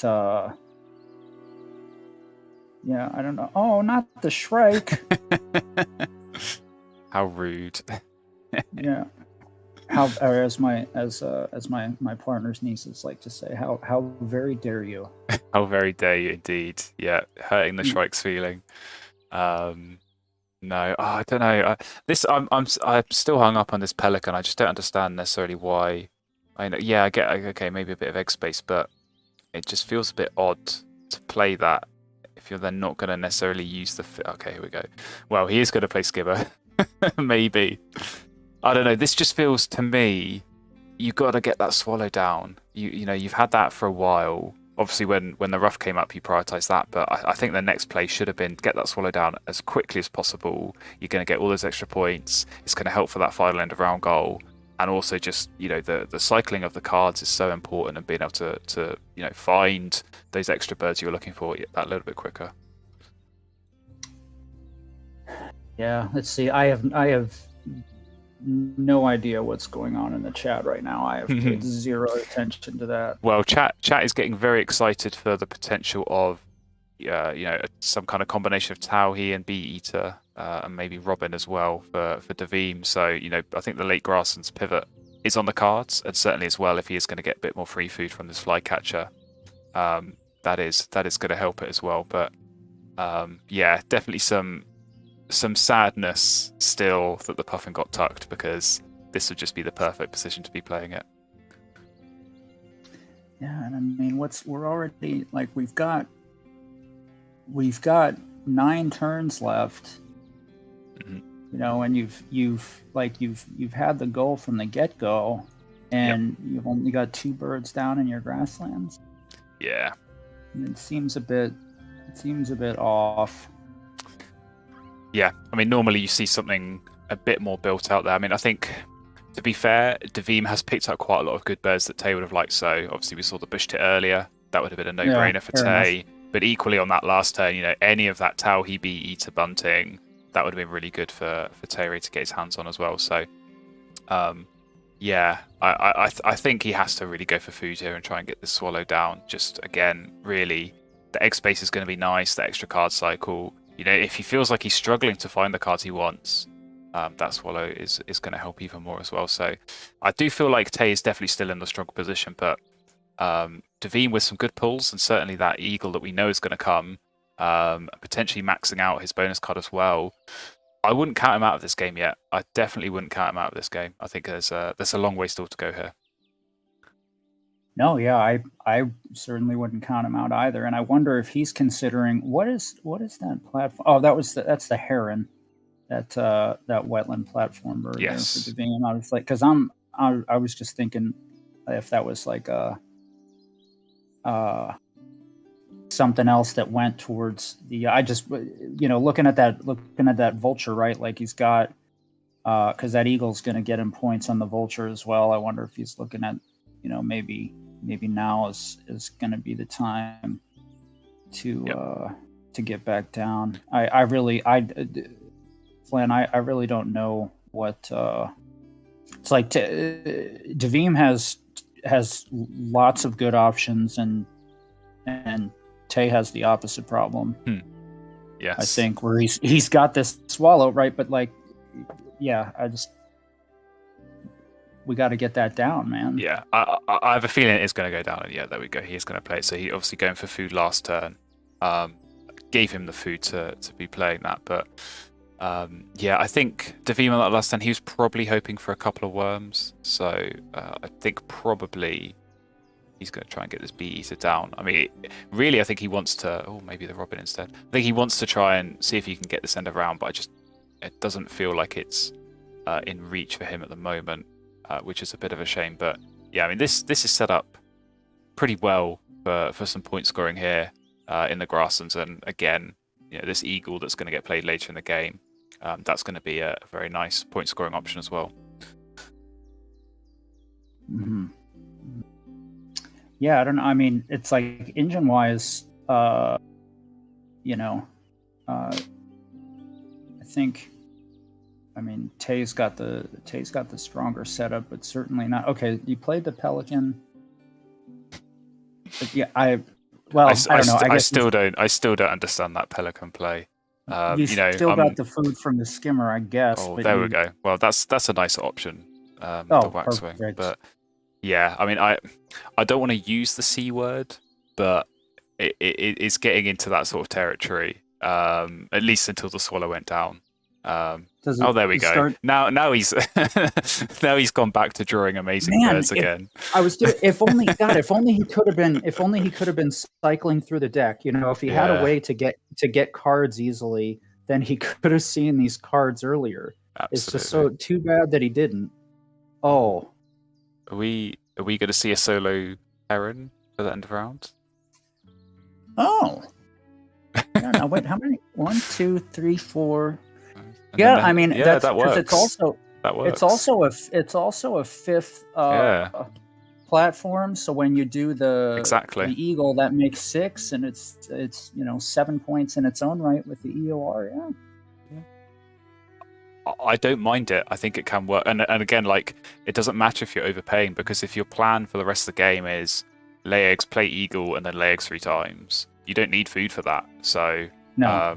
It doesn't really matter too much. But yeah, I think that could work. I think that could work definitely for Davim. So he will consider, and as we know, he will kind of try and count and calculate and see what's worth going for. But yeah, for Tay in this position, do you go Martin or do you go Waxwing? What's your call on that? Well, either way, like you're getting, I don't know. I think I go Martin. I think the 1 point difference. Now I know, of course, when you do the Martin, right, you're not getting, you're not getting food that way. But I think, or potentially he's got the food to do them both, right? Like you could just overpay for the waxwing if you wanted to even do that, right? I'm not sure what if that's even necessary, but I don't know. I think I'm inclined towards the Martin, but I'm not sure really. Yeah, I think I'd be playing Martin. I mean, I saw some people in the chat saying maybe it's a bit too late for the Martin, but I just think egg space wise, I think you look at that last end of round goal as well. There's egg space of the Martin might come into play as well. So. And that visionary leader bonus too, right? Exactly. Yeah, the Martin's going to score you points, and you're accumulating cards towards that bonus. Which, if you think about it, right, like 8 cards for 7 points. So it's essentially like every time it's almost that 2-to-1 like you get with the where you can spend an egg with from the Raven to get 2 food, and then you turn those into spare eggs. Exactly. Right. It's kind of a similar thing where you're getting, you're kind of getting, point or 2 points per draw. I guess. I don't know. I'm not. This is why I don't do math. Yeah, I think he is. I think he does still have enough time to try and make that. But yeah, I did see this. This was mentioned in the chat as well. A question of laying eggs first, just so you have cards for the rough. That's not something I considered, so I think definitely that makes sense to make sure you maximize off that. Oh, okay, he's changed his mind. I think that has to be the play. You obviously you get the tuck here. You hope for something that you maybe don't play. Yeah, that'll do.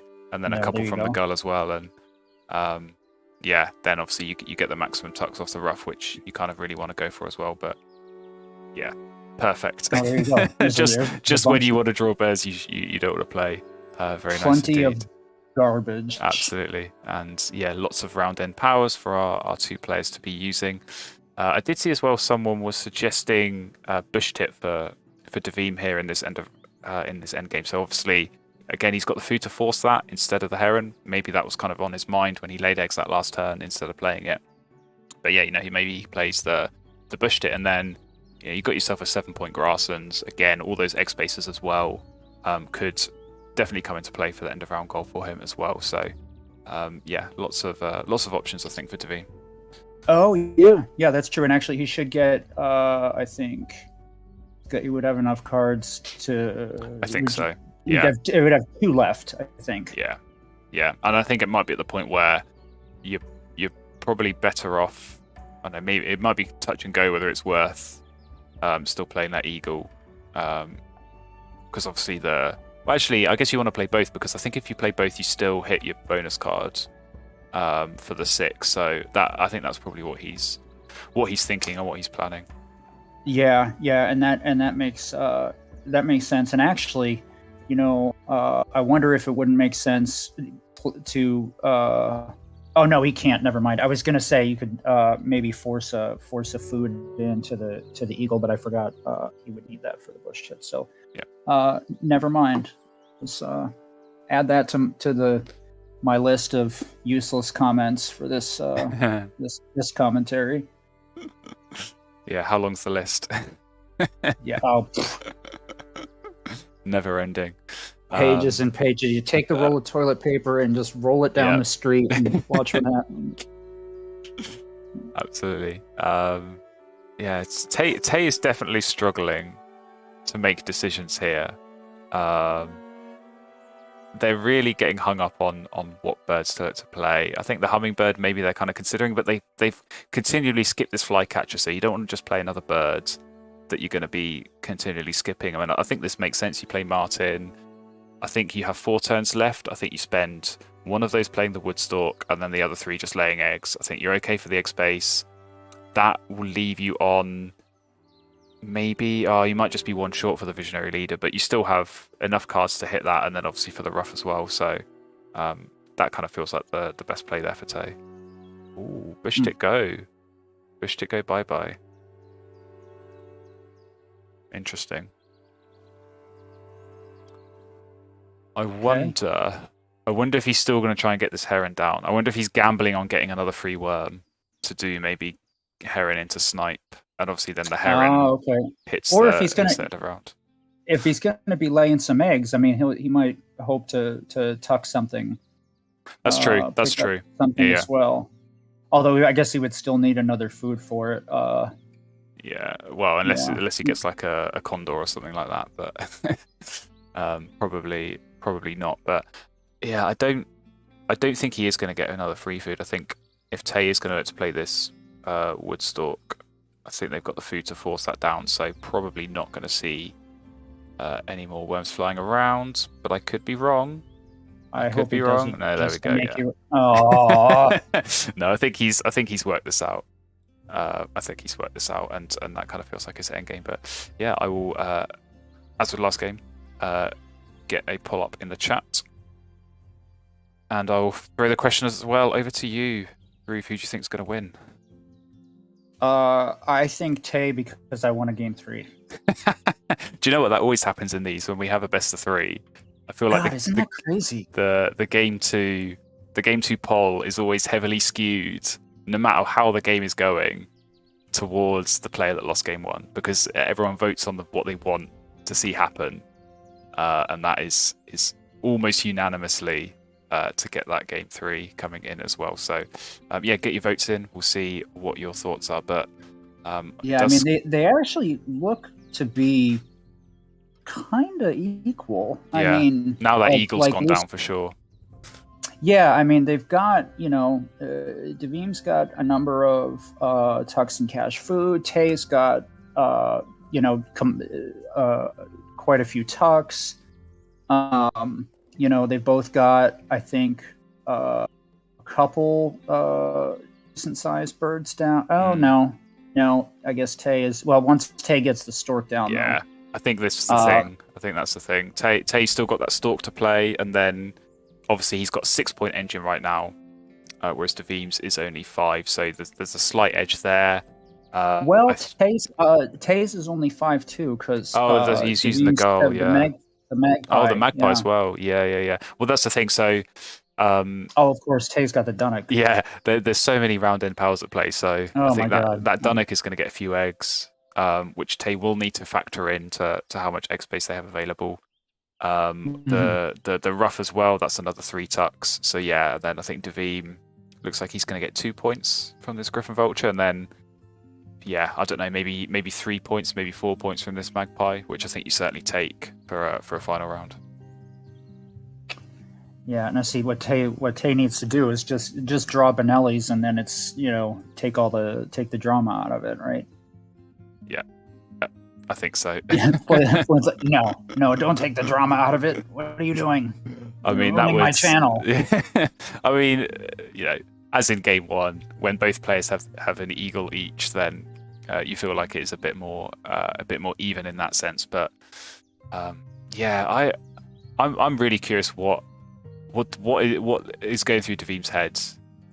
Clearly a lot of numbers, but I'm kind of I don't know what he has to think about here, other than surely it's not going to be worth going for food at this point and trying to play birds. That doesn't really feel like the play here. I wonder if he's looking at I was going to say, I wonder if he's looking at end around, because right now they're tied, I think, on grassland egg spaces, but he can't play anything in there right now with the food he's got. Right. So, I don't know. I think I'm with you, like what you suggested earlier. I think you lay eggs a few times, you use the robin, you've got this kestrel that you're probably not going to play, so you can tuck that, see what you get. You give yourself a couple of chances, maybe you get something better, maybe you find Benelli, right? You never know what you're going to see. So I think that certainly gives you kind of a good shot at giving you slightly more cards. I don't really kind of see playing a bird or gaining food or drawing cards as options here for Davim. Well, yeah, if Davim draws Benelli, then it's R.I.P. Tay's laptop. Yeah, that's going straight out the window. Yeah. This is a couple of fascinating games, really. Yeah. I mean, I don't want to jinx it, but I have a feeling it's not going to come down to a food tiebreaker this time. I mean, if it does, that'd be incredible. But it certainly feels like it is maybe, slightly more in Tay's favour this time. And it does look like our chat agrees at the moment with the poll in favour of Tayray to win this game. Yeah, and I think and the chat is asking, does Tay play the stork first, or do you lay eggs again to maybe get see if you get Benelli or something? And I think that makes sense. I don't think there's going to be I don't think there's any reason not to lay eggs again right now. I don't think you're going to be costing yourself anything there. I mean, I guess the only thing I can think is, okay, you play the wood stork, then you see what you get for a bonus card, and then potentially, then you've got one more turn of grassland eggling. Like maybe it's, I don't know, something that you can, play with a single foot, that sort of thing. But that seems pretty fringe. But I don't know that really merits, like, why not just check it out? Of course, if you're going to get Benelli, it's like, then you can get Benelli and play it anyway after you've ditched the stork, or after you've played the stork. I mean, so. Yeah. I mean, my kind of general rule of thumb is, like, if you're in this position where, okay, I know I'm going to lay eggs at some point because I have to for this end of round. I've got spare turns and I've got egg space. You've got nothing to lose by laying eggs. Like, in this position where you're tucking cards, like, for both players, they have a tuck and draw. some way of seeing extra cards. I just always feel like that's the kind of safer play. It buys you a bit of time. It gives you a bit more information. You see an extra card. Maybe your opponent takes a turn. Maybe they give you a free food or not. Like, it just gives you that little bit of breathing space, almost, to kind of just wait and see maybe what the play's going to be. I mean, chat saying dig for Puffin. Yeah, unfortunately, Puffin's already gone. Bye bye. As nice as that would be, but here we go. Davim finally, he's worked out, and he likes that Peregrine Falcon. So, are we going to see? Is he going to do Falcon and Heron in the, or is he just going to play Falcon in the Grasslands? Well, he can't right now. He's banking on a food from Tay. I think he is. I mean, which isn't bad, I guess, because if you do get that food, then it's worth the extra points for winning those EORs versus the egg it costs you compared to playing the Heron in the Grasslands, right? Because that's one egg cheaper. But so okay, worth a shot, I suppose. Yeah, I mean, it's a weird one. I wonder if maybe part of it is he's looking at the food Tay's got and thinking, well, he could force it if he wanted, and that would win him the end of round. But yeah, I don't know. I just don't. I don't know. I don't know where the Falcon fits in unless you're going to gain food, and gaining food isn't really a great turn for Davim to take. But maybe they gain food and play 2 birds in the wetlands. You score some points from that, and it kind of makes up a little bit from that turn you miss laying eggs. So it could work. But like I said, I'm not entirely sold on that idea. Yeah, if I had to guess, I'm guessing he's just gonna see if he needs some more food, maybe, but can get some more food from Tay's flycatcher. But yeah, I don't know. You might well be right. Yeah, so we can only guess at Davim, and actually it looks like I think Tay is going to be able to max out that visionary leader.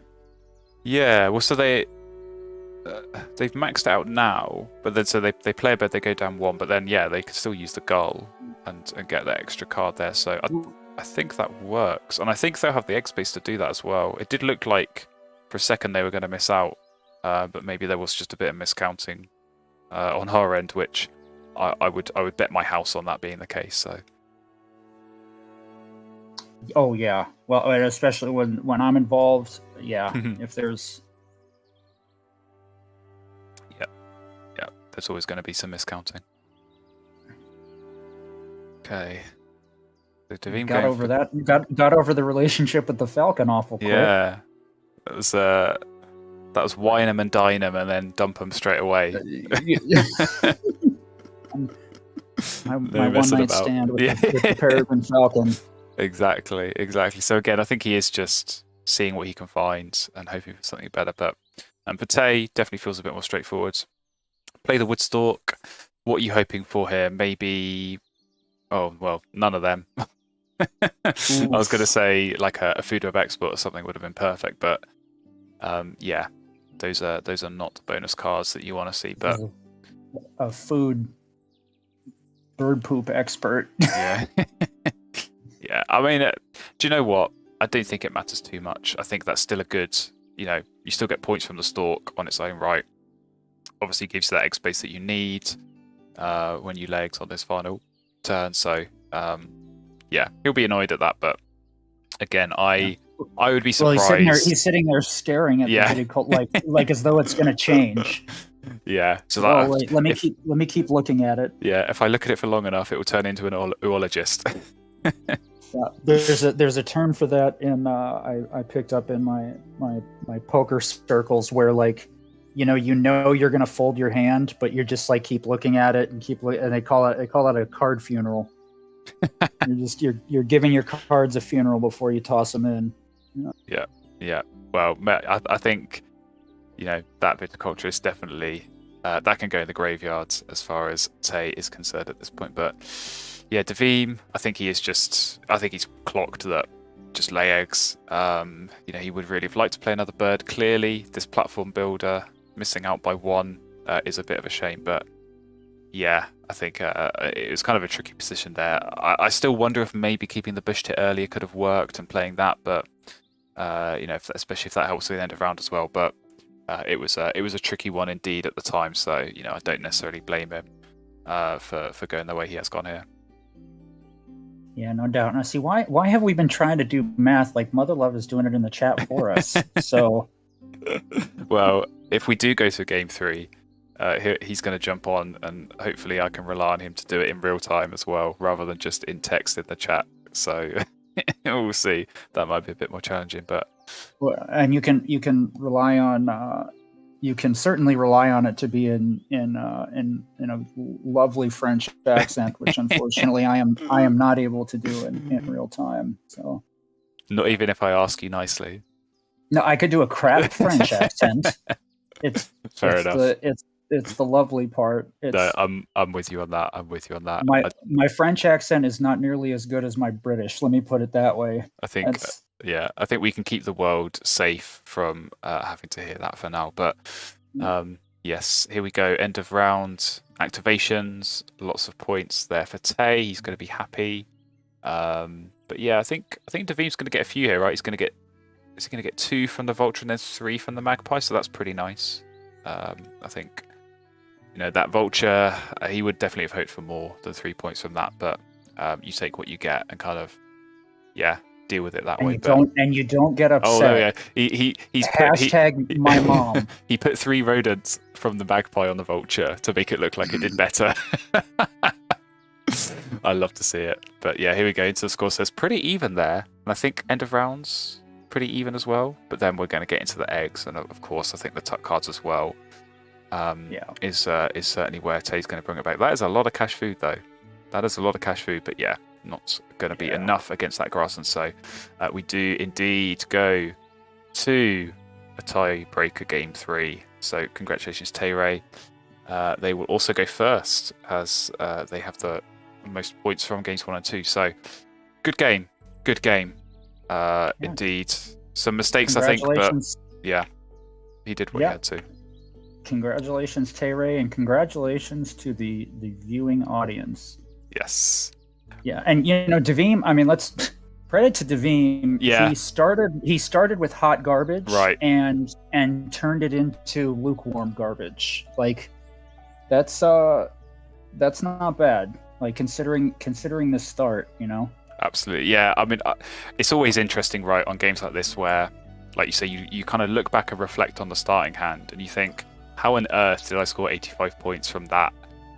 Because it, like you say, it was, I think the 2 birds he kept were those double birds, and that,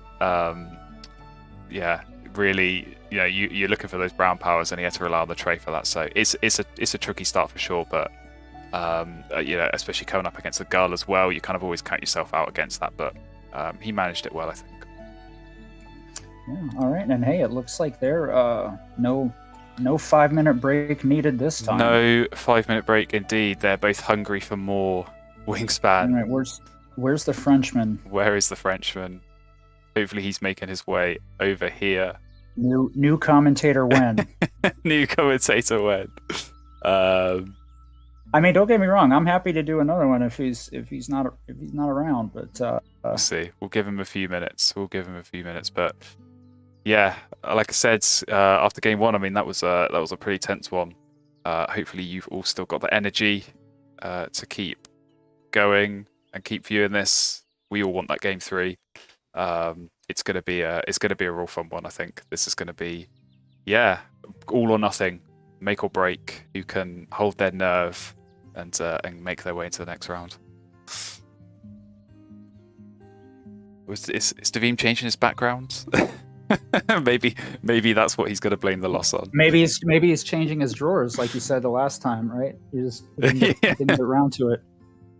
Absolutely. Also, I wanted to point out, it makes me like irrationally happy that the and I don't know if this was on purpose, but the on your background, the Davim's chicken is facing the direction of the arrows, as is Tay's cat. So it's like the cat is shooting arrows, and the chicken is shooting arrows, and we can get Benelli's in there, and they can all be pew pew pew.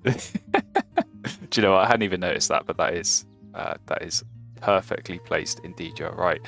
It looks like we have Motherlove. Are you here, Motherlove? That's not reassuring. New Frenchman win. I can see his little face lighting up on the chat, but I can't hear him.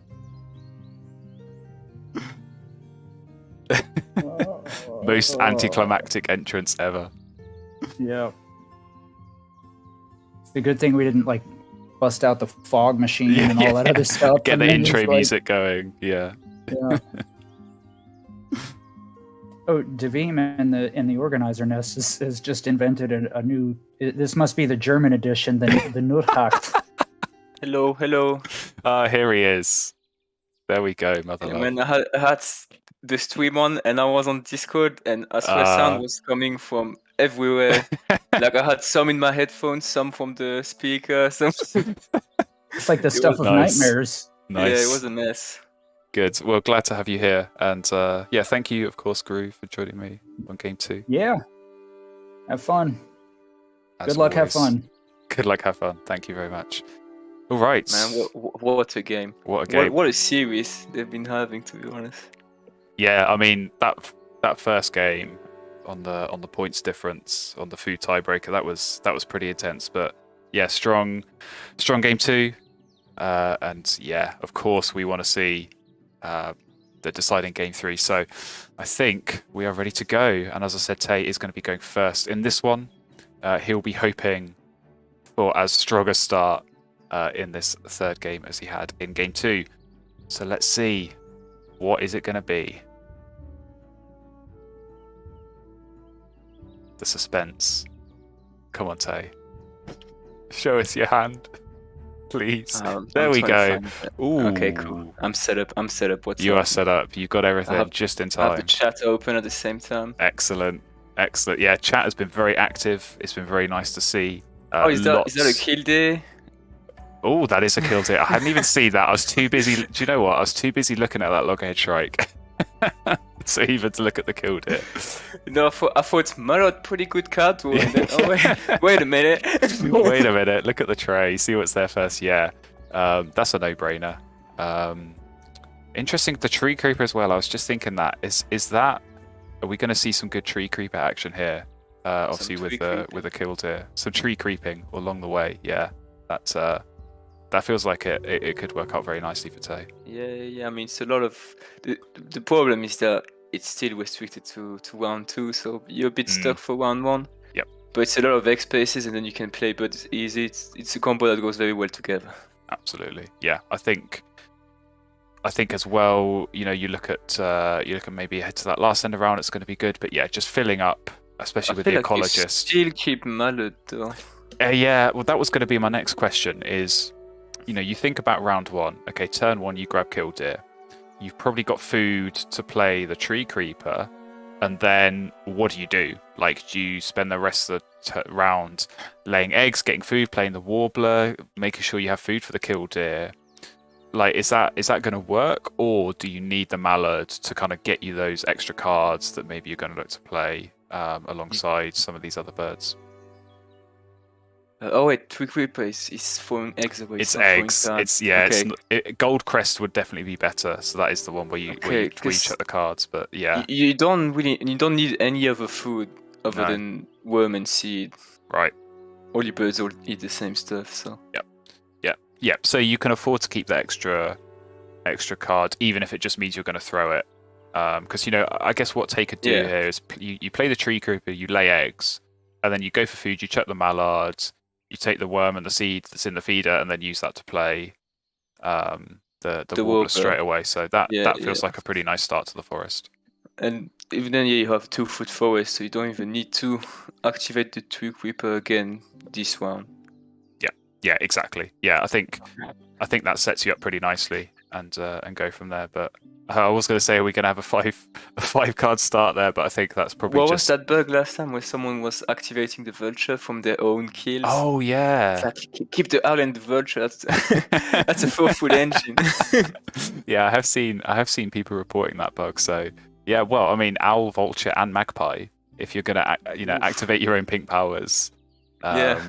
that would be very tasty indeed. But yeah, not an amazing starting hand for sure. I mean, no wetland bird. No wetland Maybe birds. the magpie just for the end of round, because that's one of the end of rounds where you have to assume your opponent's not gonna do. Right. Yeah, I think. I don't know. He's going to have to rely on the killdeer revealing a nice wetland bird. I think that's really Davim's only hope. Otherwise, it's going to be dig from the deck, or just play these 2 forest birds and just like grab food like a madman and hope that the round 2 tray has a nice wetland bird for you.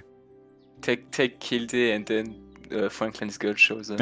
How can you imagine? I mean, yeah, that is what you're looking for. But like, I think any kind of wetland bird, he's going to be looking for. But yeah, it's. I hate these starting hands when you look at your starting hand. There's no wetland birds. You look at the trade. There's no wetland birds. You just know it's going to be a real rough game because card access is just so important in this game. I mean, at least he has a few things to do in the early game. Yeah. Okay. Black Chintama, Technically, maybe. that goes in the It order. does. I think you have to, and I don't. Oh, Snow Bunting reveal though. That's a tough one. I think you have to grab the Hummer there. I think that was the right move. Yeah. And I think naturally Tay is going to deny the bunting. So are we going to get more wetland birds? No, but that might be worth grabbing for Davim potentially. But yeah, Black Chintama. I think it's not great, but it's something. It's better than nothing. I mean, it's still. I mean, the hummingbirds are just pretty good altogether. Point to cost wise. Right. Takes anything. He's gonna be able to play 3 birds and still have a food left over. Yeah, and that's not bad. You know, he's going to have the two birds in the forest, and obviously that's going to give him pretty good access to extra food as well. So you know, if he can find some nice birds, he should be able to get the food to play those Savannah pretty quickly. Sparrow is pretty decent. Yep, and he kept the Prairie Manager bonus, so already kind of halfway for that. Obviously helps potentially for this end of round, but also the next one as well. So you know, maybe if he can find another cheap grassland bird perhaps to get that down, then you know he might still have a chance at this end of round goal. Or an expensive grassland. Yeah, actually, true. It's gonna depend. Let's see. Oh, he could actually play that. He could actually play that with the bullfinch. He could. Oh, and well, we're just getting more Prairie Manager birds appear. So... Tayray is stuck in the cycle of having to take cards from the tray every time. But to be honest, I don't think that's bad because, you know, again, when we were talking about Tayray's plan, it was basically play Treecreeper, lay eggs, and then get the food and use that to play the Warbler. Like, that was basically maybe 3 or 4 turns worth of activity. He didn't really have a clear plan for what to do the rest of it. So actually, I don't mind that if nice birds are going to come up in the tray and you can grab those. I think that works out pretty well. So yeah, I think if you're Tayray, you're happy to see that Swift, and even if it's just an extra turn, grabbing that as a single bird from the tray, I think you take that for sure. If you take, oh wait, no, you need 2 seeds. Yeah, the bird feed is not great here, but I think you get the Warbler down, and then now you get that 2 food. So you know you can. But do you play Bullfinch first or Bunting first? Ooh, Ethologist, nice pickup. Oh, if you're Davim, that's a tricky one. Yeah. I feel like if he can get the seeds, doesn't play a bird into column anytime soon, you take the 4 points. I agree. Yeah, I think so because you know it's going to get you an extra egg as well, which you know if you're going to have to go aggressive on the card draw next round, that's just going to get you access to more cards, which is always what you want. Yeah. And yeah, it helps you bonus cards. It's going to help get extra points for this end of round goal and potentially next one as well. So yeah, I definitely like playing the bunting now, and you know I think the bullfinch can come. later. Leaves you a turn left over to potentially take the Sparrow and the Pipit, which that's pretty much your entire bonus card done. Well, and it's too wait, why am I thinking we need ground nests? That was last game. That was the last game. But no, so I don't think, because he's just played it now, he's only got one turn left, so he'll have to lay eggs. Oh yeah, you want to keep an egg for the next turn. Exactly, yeah. So I think, yeah, he could grab those two, but yeah, you know, you sacrifice the end of round, but also you deny yourself the chance to grab potentially 2 birds at the start of next round. So I think that, yeah, I think he's just going to lay eggs here, take the end of round, and you know, it's actually not a bad start considering again the starting hand. Yeah, I think actually his board looks all right for a first round of activity, and obviously winning the end of round as well. Yeah, for sure. But to be fair, Tayray's board looks, I would say, better than he did last game here. Yeah. Oh, I mean, this setup is very, very nice. Yeah, you know, Killdeer Swift is such a strong grass. And what bonus card did you get? That looks like Ethologist. He picked up the Ethologist with the Warbler, yeah, so that was already 4 points. You know, you can easily find, you know, pink power he does or a have teal snow power. bunting. He's got snow bunting, right? So he can go for another habitat, but I think easily in that forest, you know, you just need one more bird, and that's a 6-point Ethologist, which you're very happy to look at. Yeah, for sure. Yeah, so Devine does indeed lay eggs. That gives Tayray 1 free egg, and he has got space for that on the Warbler as well. So Devine picking the end of round. Hopefully, a nice tray. Ooh, Hummingbird. Hummingbird. Well, you probably have to take that just to stop your opponent from having it. Yeah, it's going to be risky. Probably. It's going to be risky using that aggressively. Oh, well, Brant. Maybe Brant. I would have liked taking the Peregrine Falcon as well, but I was thinking about the Honey Buzzard as well. I quite like that. All the birds are good. Yeah, I think for a second round, I think you can still make the Honey Buzzard work and kind of get some benefit from it. But yeah, for Tay, a lot more straightforward here. I think he's going to play obviously the Killdeer next, and then I think he might look at the Honey Buzzard as an option again for the Ethologist. It's going to be worth a couple more points. I think anytime you can get some passive food generation with a Killdeer setup like this, it's very nice. So yeah, I'd certainly consider that as a pickup and try and get it down. I thought Devine was going to force his Bullfinch down, but then he skips the food. Yeah, I wonder if he is. I mean, he can't anymore, so yeah, I agree with you. I think it would have been worth just getting it so that obviously now when you go for food, you know, he must have known his plan was to go for food next, so you would have been able to get the extra food if you had played the Bullfinch. So yeah, I think he certainly could have afforded to be a bit more aggressive with the Black-chipped Hummingbird. I just realized if Honey Buzzard is really good for Tayray just because he does Ethologist, he can just play it with the Treecreeper. Exactly. I think it's a no-brainer. You grab it, there's a worm in the feeder, you gain food, you play it, and then next time you go for food, you know, you can chuck some cards. And Peregrine Falcon is really good as well, just for the grassland engine. I would definitely be looking at it. I mean, it comes into play for the next end of round goal as well, potentially birds with tuck cards, so that's something to consider as well if you're Tayray, but yeah, the Vero. I think so. Vero. I think you get rid of the Vireo here. Yeah, I can't really see that coming into play here. I mean, it's okay, but at the same time, you think, you know, it's sort of counterintuitive with the Treecreeper power. Not counterintuitive. Another word, you know. I know the word you're thinking of, but I can't. It conflicts. That's it, yeah. Well, that's the thing, because like you need extra birds to use the tree. Or is it? No, it's eggs, isn't it? What am I talking about? Doing the same as you. No, I think that's okay. I think I think he can still, pretty easily use this Treecreeper and get. Hopefully, this Honey Buzzard I think is going to go down, but. Yeah, otherwise it is just going to be lay lots of eggs. I'll be interested to see if he does still play this bunting. I mean, it is obviously still a decent point scoring bird in its own right, has lots of cavity spaces for the last one. But you know, whenever your opponent doesn't have those tucking birds, I think you do always feel a little bit does like, what's the have- point? The owl in the forest. So Yeah. and it does put your opponent in a little bit of a lose-lose situation with the third Right. end of round. Right, exactly. Yeah, I always kind of feel like with those, it is, it can still be worth playing for a kind of defensive play as a way of, just kind of putting your opponent off going for tucks. But here we go, we have got bunting.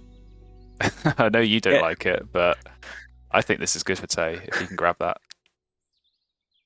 I mean, for Tay for sure.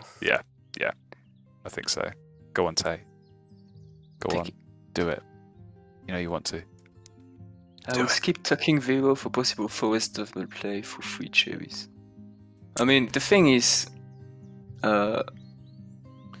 if you don't actually need the Vero power, at some point it's just taking space Exactly. more than anything. Exactly. And there's no end of round where actually having a tweeness is particularly useful. Yeah, it does block one potential activation of the Treecreeper, which is never really something you want to see, but good. Thank you, Tay. If he just tucks it, I'd be so mad. No, he's gonna take the yeah. I think so. I mean, the Sparrowhawk isn't bad. Again, it's another No, one for the it's next not very round. good. It's kind of deceptive because you think I have killed them, I'm gonna have tons of cards in my hand, but Yeah, I don't think he will. with the Swift behind, he's only making one card Exactly. a turn, and most Exactly. of those he's gonna want to play. So Yeah. I think basically. Oh no. no, I think every turn he's been drawing cards. He's been drawing at least. Oh, Ooh. well, that might change the game. I was going to say he's been drawing at least one that he wants to play, and then the other one gets tucked. So he never really has anything extra for potentially tucking into the Sparrowhawk. But Some interesting new developments, eh? definitely. I mean, surely you've got to take that if you're Devine, right? Yeah, you can probably. Actually, there was a Warren in the bird feeder, but he's gone now. So Mm. the Peregrine Falcon's not that good now. Prairie Manager. Yeah, probably don't play Peregrine Falcon. I No, don't know. It's tough to say because it is. It's for me. It's getting close to that sort of crossover point where it's maybe not worth playing.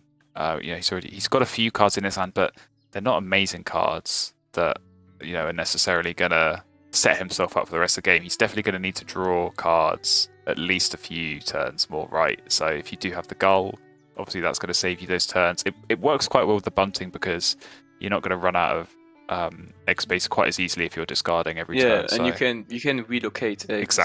Exactly. So that helps as well. I guess I wonder maybe he's just considering whether he can pick it up with the Brant as a play. Obviously that gets a bit more egg space as well. That Yeah, could but come in then he handy. messes. Then he can't play Bullfinch anymore. That's true. That's the thing. If you pick it up, it's still another turn that's It is. kind of wasting. That's the thing. That's the main thing. Yeah, with only 3 turns left, it's like, okay, I spent a turn picking it up, and then I spent a turn playing it, and only then can I start using it. And so it is maybe a little bit on the slower side, but he's got some good forest birds. So The Bobwhite would have actually been better. yeah, Bob White. Well, absolutely for the Prairie Manager and for this end of round, would definitely have been nice. So yeah, I wonder. I do feel like this could work out as a way for Devine to kind of bring this back, with the forest birds and obviously the gull as well, getting you cards, and then maybe you chuck some of those for some more food as well, and it's all going to be on the card draw, right? If you can find some real big point birds and manage to get those down, then I think he's still in with a shot here. But yeah, this has just been a real nice start for Tayray, and certainly. Well, the thing for now is that Tay with Gwasson is still better, and his forest is still better, and It is. he also has pretty good bonus cards as well. So Yeah, that's the thing. It's a tough comeback. Yeah, I think he's already on 4 for the Ethologist. I imagine he's going to try and get the Sunny Buzzard down this round, just to at least get some worms between the rounds. But Probably right now, right? yeah, I think so. I think you go for food and get it down, and then maybe some of the extra food you've gained, you probably get a worm and a seed, and then use that seed to play the snow bunting maybe next time, and then lay eggs for the end of round. That might be an option. I think he'll consider that. But yeah, I think you certainly want to get this honey buzzard down definitely sooner rather than later. Mm-hmm.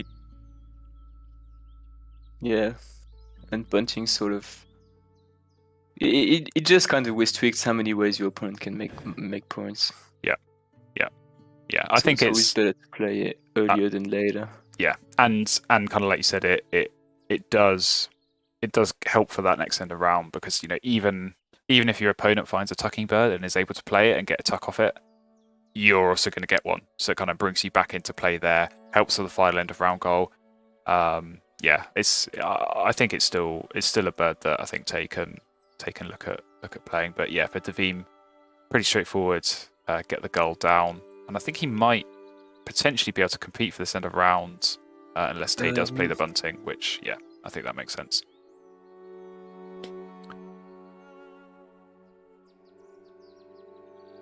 Yeah, so 6 against what? 7. 7, yeah. So Tay can get to 7. He's probably still gonna take the bob white as well. I'm not sure. Yeah, it's a the tricky thing with one. the bob white is you think you're generating eggs, so it's kind of tough because you're gonna fill up on eggs, but it's still 6 egg spaces. It is. And he's doing pretty decently on egg spaces with the bullshin finch. That's 4 egg spaces as well. Yep. And I think the nuthatch has got a few as well if he does look to play that as another forest bird. So yeah, I don't mind a bob white. I think it can work. I think he's got the options with the frontless skull of depending on where he wants to put the eggs, but yeah, go for the flycatcher instead. Maybe that is just with an eye on the final end of round, and of course does help for the bonus card. But we have a white stalk in the tray. Let's pretend we didn't see that. Let's pretend we didn't see it. That's really good. I don't think Tay's going to pretend that he didn't see it. I think he's going to be grabbing that straight away. And yeah, I mean, like it's almost not needed with this kill disc setup, but actually with the Swift, again, like we said, where you're kind of tucking half of what you draw, it just kind of takes a bit of pressure off the kill deer. And it's 8 points. It also cycles the way a little exactly, bit, exactly. It's 8 points on its own. Like it's such a good play, and I mean, if you get a lucky reroll with this honey buzzard, you might be able to play it straight away as well. So let's have a look. Oh, there you go. There you go. Yeah. You take those 3 worms. Can you play it from here? 1, 2. Yeah, you can play it. You can play it, and I think you do. I think you absolutely play it there, unless there's anything amazing in the tray. Yeah, there's some good stuff in the tray. Yeah. I think the nuthatch and the night heron are both pretty. I would pretty probably good. take both. Take the Eurasian sparrow. I think so. I would have to agree, and then maybe you go for food, play the nuthatch. And then that might give you the food to play the white stalk as well, depending on what the reroll is. Obviously, there's a fish there already that's going to help. So yeah, I think that is the right play. Yeah, because he needs big point wetland birds if he's going to score points off this ecologist. So yeah, absolutely, the bird like the night heron, that's exactly what you're looking for. The Sparrowhawk. Maybe he's looking into playing the Sparrowhawk now that he has the white stalk, but I don't know. I don't think it's a very good bird. I think it's okay. I don't mind it. Oh, it is a bird with tucked cards, actually. For birds with tucked cards. But I guess the question is is it worth sacrificing 2 points here to not tuck it? I'm not sure it is. I think I'd be looking to tuck it here. Yeah, for sure. And yeah, I mean, again, like I said before, if your opponent does get another tucking bird down, you've got the snow bunting to counter. So yeah, you always put yourself in a strong position. The chat is very doubtful of the Visme's chances to win. Yeah, I mean, I kind of agree. I think he had a chance, but I think with the white stalk and I think with that tray as well, really, really favourable for Tayray. I think it's going to be tricky. I think it is going to be very tricky for Davim to come back, because like if this was happening, like say middle of round 2, where he'd already got the gull down and he was starting to build up this forest with a bullfinch and maybe playing the nuthatch as well or something else like that. I think he would still have time to get back into this, but it does kind of feel a little bit on the later side. Yeah. Oh well, hello. Take the turkey. Yeah. I think the writing's on the wall a little bit here. If you're Davim, because Tayray is just getting all the good birds. And again, forget about forcing that white stalk down. You can now just force that raven down, and suddenly that's going to give you all the food that you want. Yeah, I said take the turkey, but now you don't know what to Now you don't know what to tuck. You have to take the turkey. I think the turkey's actually 5 egg spaces. It's either that or the nuthatch. I think you get rid of the nuthatch. I think the egg spaces make the difference for me. Well, yeah, now that you have the raven, you're not struggling on food as much. Right, exactly. The nuthatch is good because you get a food back. Yeah. I think that makes sense. So, yep, he'll take that for sure. And then I think it is just a case of get that down, spend some turns laying eggs, getting food, and then you've got an array of big point birds in your hand to play, and obviously there's Kilder as well.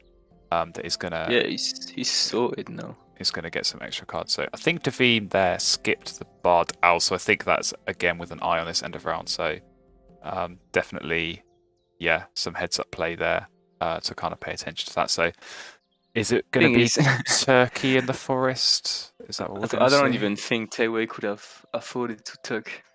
No, that's true. Yeah. That's true. Actually, I think he probably would have had a real hard decision to make there and kind of pick which one to get rid of. But this is kind of interesting. I didn't expect him to go for food here because now he's going to have to force this turkey and not have enough food to play the raven. And I mean, he did take. Actually. I'm not sure about that. I think I would have played the raven first, and then I think you'd have the egg space to lay eggs at least once, and then see what you get. And then maybe if you go for food then and play the turkey, then you get a bit more egg space. But now you're stuck. You could have even played Foster's turn. Yeah. Just to get more egg spaces, you does ecologist. Exactly. And then you have a food left over, so you can play the white stalk next time. Yeah, that is an odd one. I don't know why you'd play the turkey there before the raven, because now he has to go for food, unless he's gonna lay eggs and hope for another forest bird that he can then play when he does go for food. But I don't know. I'm not really sure about this. I'm not convinced that was the right play. Yeah, especially because now his eggs action is just not as good as it should be. Exactly. He's not getting the food that he needs to be playing these other big point birds that he's kind of so desperate for. Ooh. Is he thinking about the Harrier? Surely not. The bird with tucked cards, I don't know. Play it on top of Killdeer? Yeah. No, I don't think it's worth it. Play on top of the Swift so you lose all your turns. yeah. Let's not go there. They need to fix that bug. Wetland stalk. I thought he was maybe looking at a wetland stalk. But yeah, possibly. I think if he doesn't find those other big point wetland birds, I think he might need to do that just for end of round, for ecologist purposes. But I think Tayray is really struggling now because he's trying to work out what to do. And I think he doesn't want to waste that gain food action when it's not a turn where he can use a Treecreeper. I mean, maybe he is going to still play this crossbow, but I don't know. You could play the crossbow is not bad actually. It's not bad, but it's not great because again, if you're going to play that, you're still not going to have the food to play the Raven, so you're still going to have to take another turn gaining food and but not then you using can the just Treecreeper. not play the Raven. Well, that's true. But then, are you going to have the food to play the White Stalk instead? I think he needs this extra grassland bird. I think he's had opportunities this round to play that extra grassland bird, and he hasn't. And it has just meant that this laying eggs action that he has been continually taking is, not getting as many points or as many resources as it potentially could have been. Hey, we do see a skip. Hey. Yeah. Oh, well, maybe not. Oh, he's cancelled everything. He's gone right back to the beginning. Is Devim gonna start playing Champ of the Bird now? I think he should. That was. He's hoping for Forest Bird that he can play at the same time. Yeah, I think that's what he is going that for. seems greedy to me. I agree. I think it's like 2 or 3 turns here laying eggs, hoping for that Forest Bird when he could have just played an extra Grassland Bird and really benefited from these extra turns when he has been laying eggs. So, you go Blue Throat? I don't think you do. It's nice for the egg space. I mean, he still can't play it. He can put it in the wetlands, so that could work. 9 points. That could work for the egg space. But yeah, again, still no real Forest Bird that he's going to play. And yeah, I mean, it's a good Grasslands engine, but like you compare it to Devim's now, I think in terms of the point scoring, it's getting pretty close. Yeah, but the thing with that is that I don't think Tayray had to gamble because he was ahead. Exactly. You play it safe. You know, you get given big point birds. You get given these real strong birds like the Raven and the White Stork. Just play them. You had the food, just play them, and you're set. Like you say, you don't need to risk gambling on the deck, seeing if you can get that extra Forest Bird. I think you can just take the safe play, be pretty sure that you're going to score a lot of points that way, and especially when you know your opponent's got this Franklin's Gull and is maybe going to see some really nice birds. I don't think it's worth the gamble there, but yeah, it does look like he's going to go crossbill. Maybe he's hoping for a nice honey buzzard roll to kind of help play some of these birds, but he already got pretty lucky at the end of last round to get all those worms, so he's really kind of praying again to the Wingspan gods that he can get some good activations there. Pushing it a little bit. He is, yeah. I think it's maybe a touch greedy, but yeah, Devim's points are a little bit low, so that was 42 points he just showed there. But it's a real solid point scoring engine. There we go, 2 worms. That's what you want. So he can still play the Raven, and I imagine he would definitely look to do that. But yeah, I don't know, for Devim, I guess if he can find that final Prairie Manager bird, that could swing it back in his favour. But yeah, that'll do. That would do indeed. That's worth playing, to be honest. I think it is. I think you go for food. For Prairie Manager, it's 5 points. Which Exactly. Is insane. Exactly. You go for food. The Nuthatch gets you a point. Maybe the Barred Owl does, although you then give a point to your opponent as well with the bunting potentially.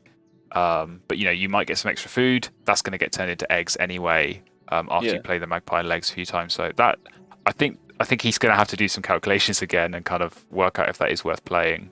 But I don't think he can afford to just keep laying eggs because egg space is looking like it's going to be a problem here. Yeah, but he could, pivot to full cash. I hate Raven here, actually. Yeah, I don't know. It's difficult because he needs food. Like, if you're going to really max out on this ecologist, he needs food. So, like, if you play Raven, that gives you 4 turns left. Like, 3 turns laying eggs and then a turn playing a big point bird. I don't know. It is questionable whether or not Raven is worth playing over taking food now. I do think he's really cornered himself here, Tay, by not playing that Raven earlier, because it has just made it so much more tricky. I think like playing that crossbill, it just looks so out of place when you could have had a 7-point, 8-point, 9-point bird in your wetlands that also hits ecologist, and it's going to score you points that way. Like that crossbill just doesn't look useful, considering all these other birds that you want to be playing instead. Yeah, for sure. Yeah, take food, play you don't even need the... Oh yeah, blue food, all 3 in the water. That could work. How many times do you need to take food for that? If you want to play blue food, white stork and the thing you do in the water. That's 6 food, you get 1, 2, 3, 4, 5. 5 food. Short 1 food. Yeah, I don't think he's quite going to have enough to be able to do all of that. But again, like if the Raven was already down, and he had been activating it last round and getting that extra food, then you could potentially be looking at getting all 3 of those wetland plays down and scoring huge points, and obviously helping a bit on the egg space that is looking quite challenging at the moment for Tayray. But I think all things considered, it's probably not going to matter. I think Tayray has built up just about enough of a lead that even with this strong engine from Visme at the end of the game, it's probably not going to be enough for him to catch up. But I will, of course, ask the audience. They take food twice. They could play 3 wetland birds. I don't know if that's worth though, because they could take food once, play 2 wetland birds, and then take eggs for what, 3, 4, 5, 6 points.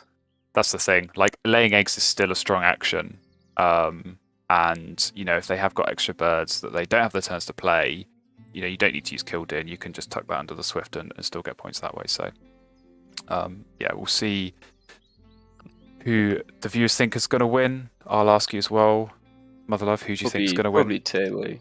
Yeah, I have to agree. I think it just looks so strong. Like, even with what I would consider to be some misplays, particularly in kind of that round 3, I think it's still been enough.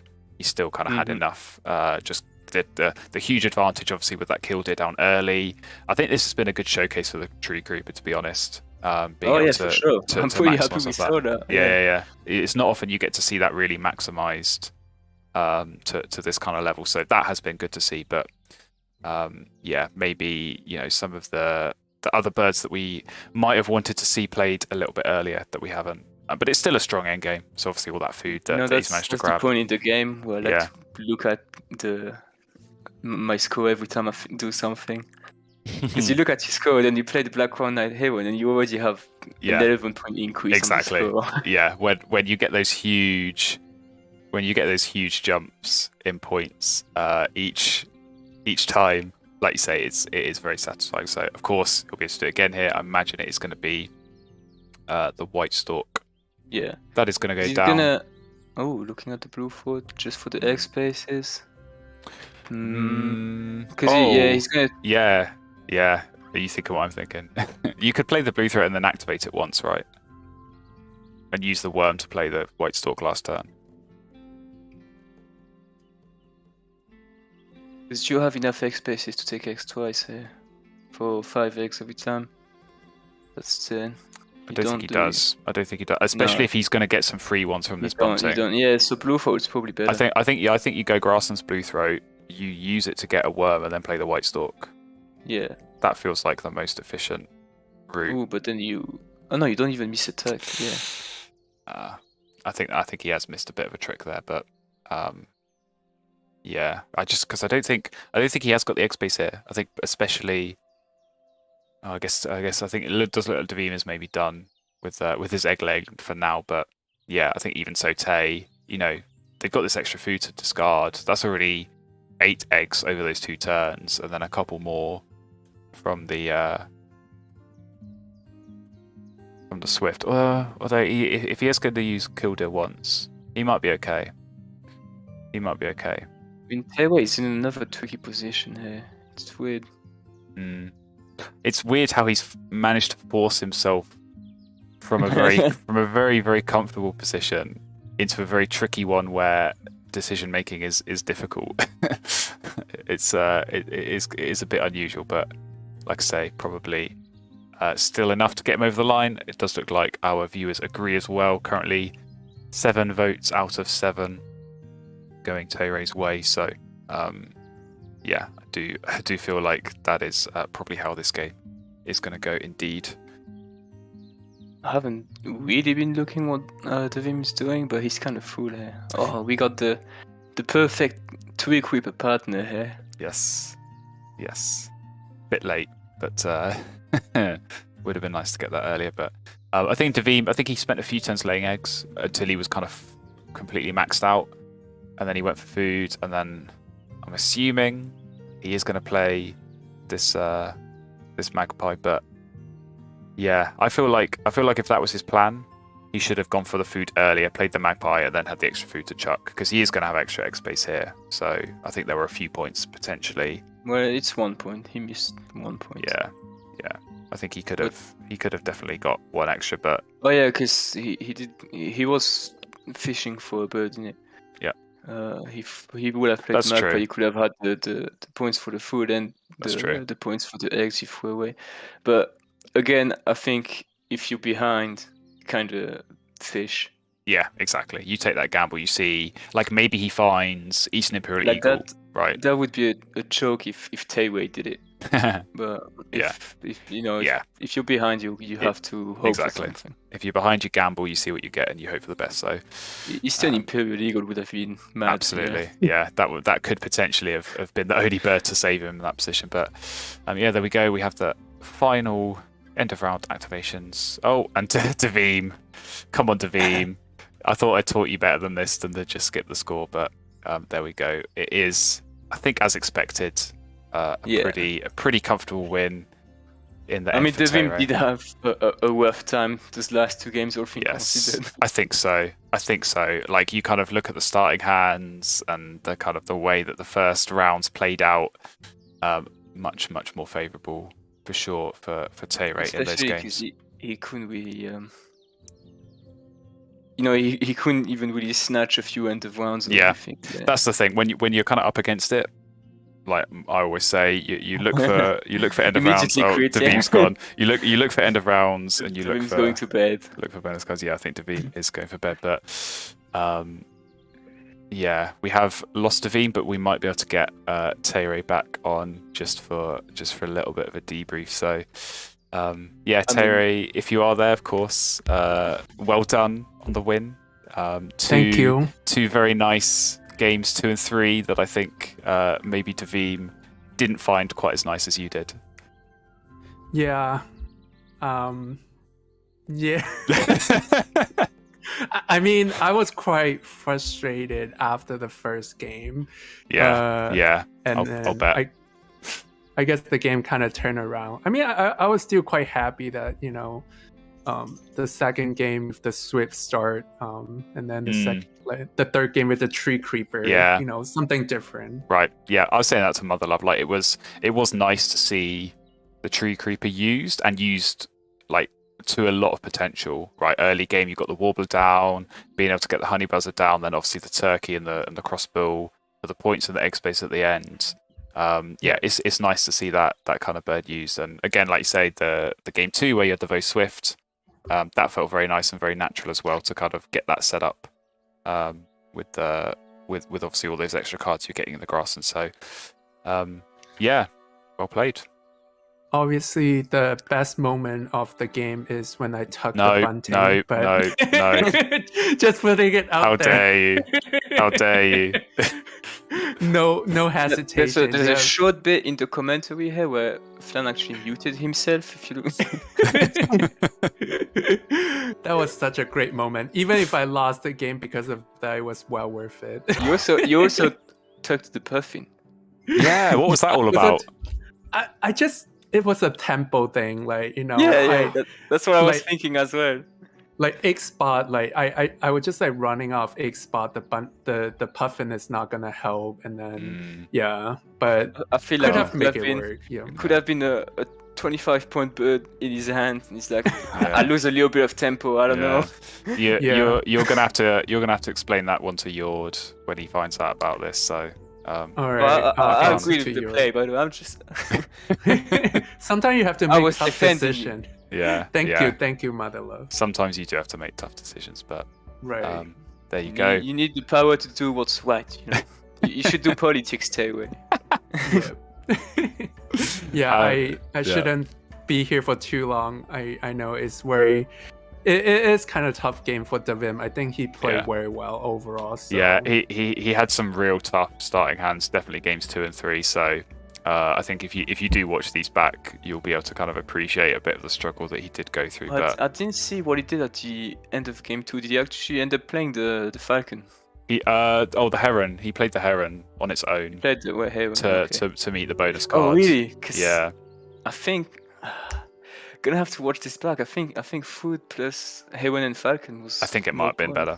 I think there were some tricky decisions for sure, but as I said, some real good games. Definitely that first one was a nail biter. I don't think we thought it would be so close to come down on the foods. Right. So yeah, that was definitely a good one. And of course, two strong game 2 and game 3 as well. Very nice to see the Treecreeper in action. And yeah, Tayray, of course, you advance now through to the next round. How far in the tournament are you now? I think it's into round 5. So yeah, a couple of tough matches out of the way. Tayray having beaten Malu and then now beaten Davim. And your next round match could potentially be a very spicy one indeed, depending on how other games play out. But I'm not going to get ahead of myself. We will see what happens in the other games. But yeah, there we go. I think we can wrap this one up. So thank you, Tayray, for streaming your game. Thank you to Davim, who has disappeared, but he'll probably watch this back. So if you're there, Davim, thank you. And of course, as well, Motherlove for joining me for game 3. Yeah, no worries. Yeah, thank you for all the everyone comments who- and streaming. No worries. All right. We'll wrap Are you this gonna up. watch it back? Do you watch your games back afterwards? Of course. Yeah. Oh, Davim watches them back straight away to the point where he will start texting me on Discord explaining his decisions like 5 minutes after the Oh, stream. dude. He's probably already sending me comments now as I speak. Yeah. So You know, in the commentator's defense, you don't realize how tricky it can be to like pay attention to the chat, It is the hard. commenting, and like any technical issues if they happen. yeah, And sometimes I do watch the game back, and I think, oh, how can Flan say that? Obviously, my game plan was to. yeah, He it's- didn't understand that at all. exactly. And yeah, Davim is one for that. But we'll see. I've got to go check my Discord messages and reply to Davim, I think. So we'll wrap it up. Thank you, everyone, for joining. And of course, do stay Yeah. tuned for more future live streams. We'll definitely get some more from this tournament in particular.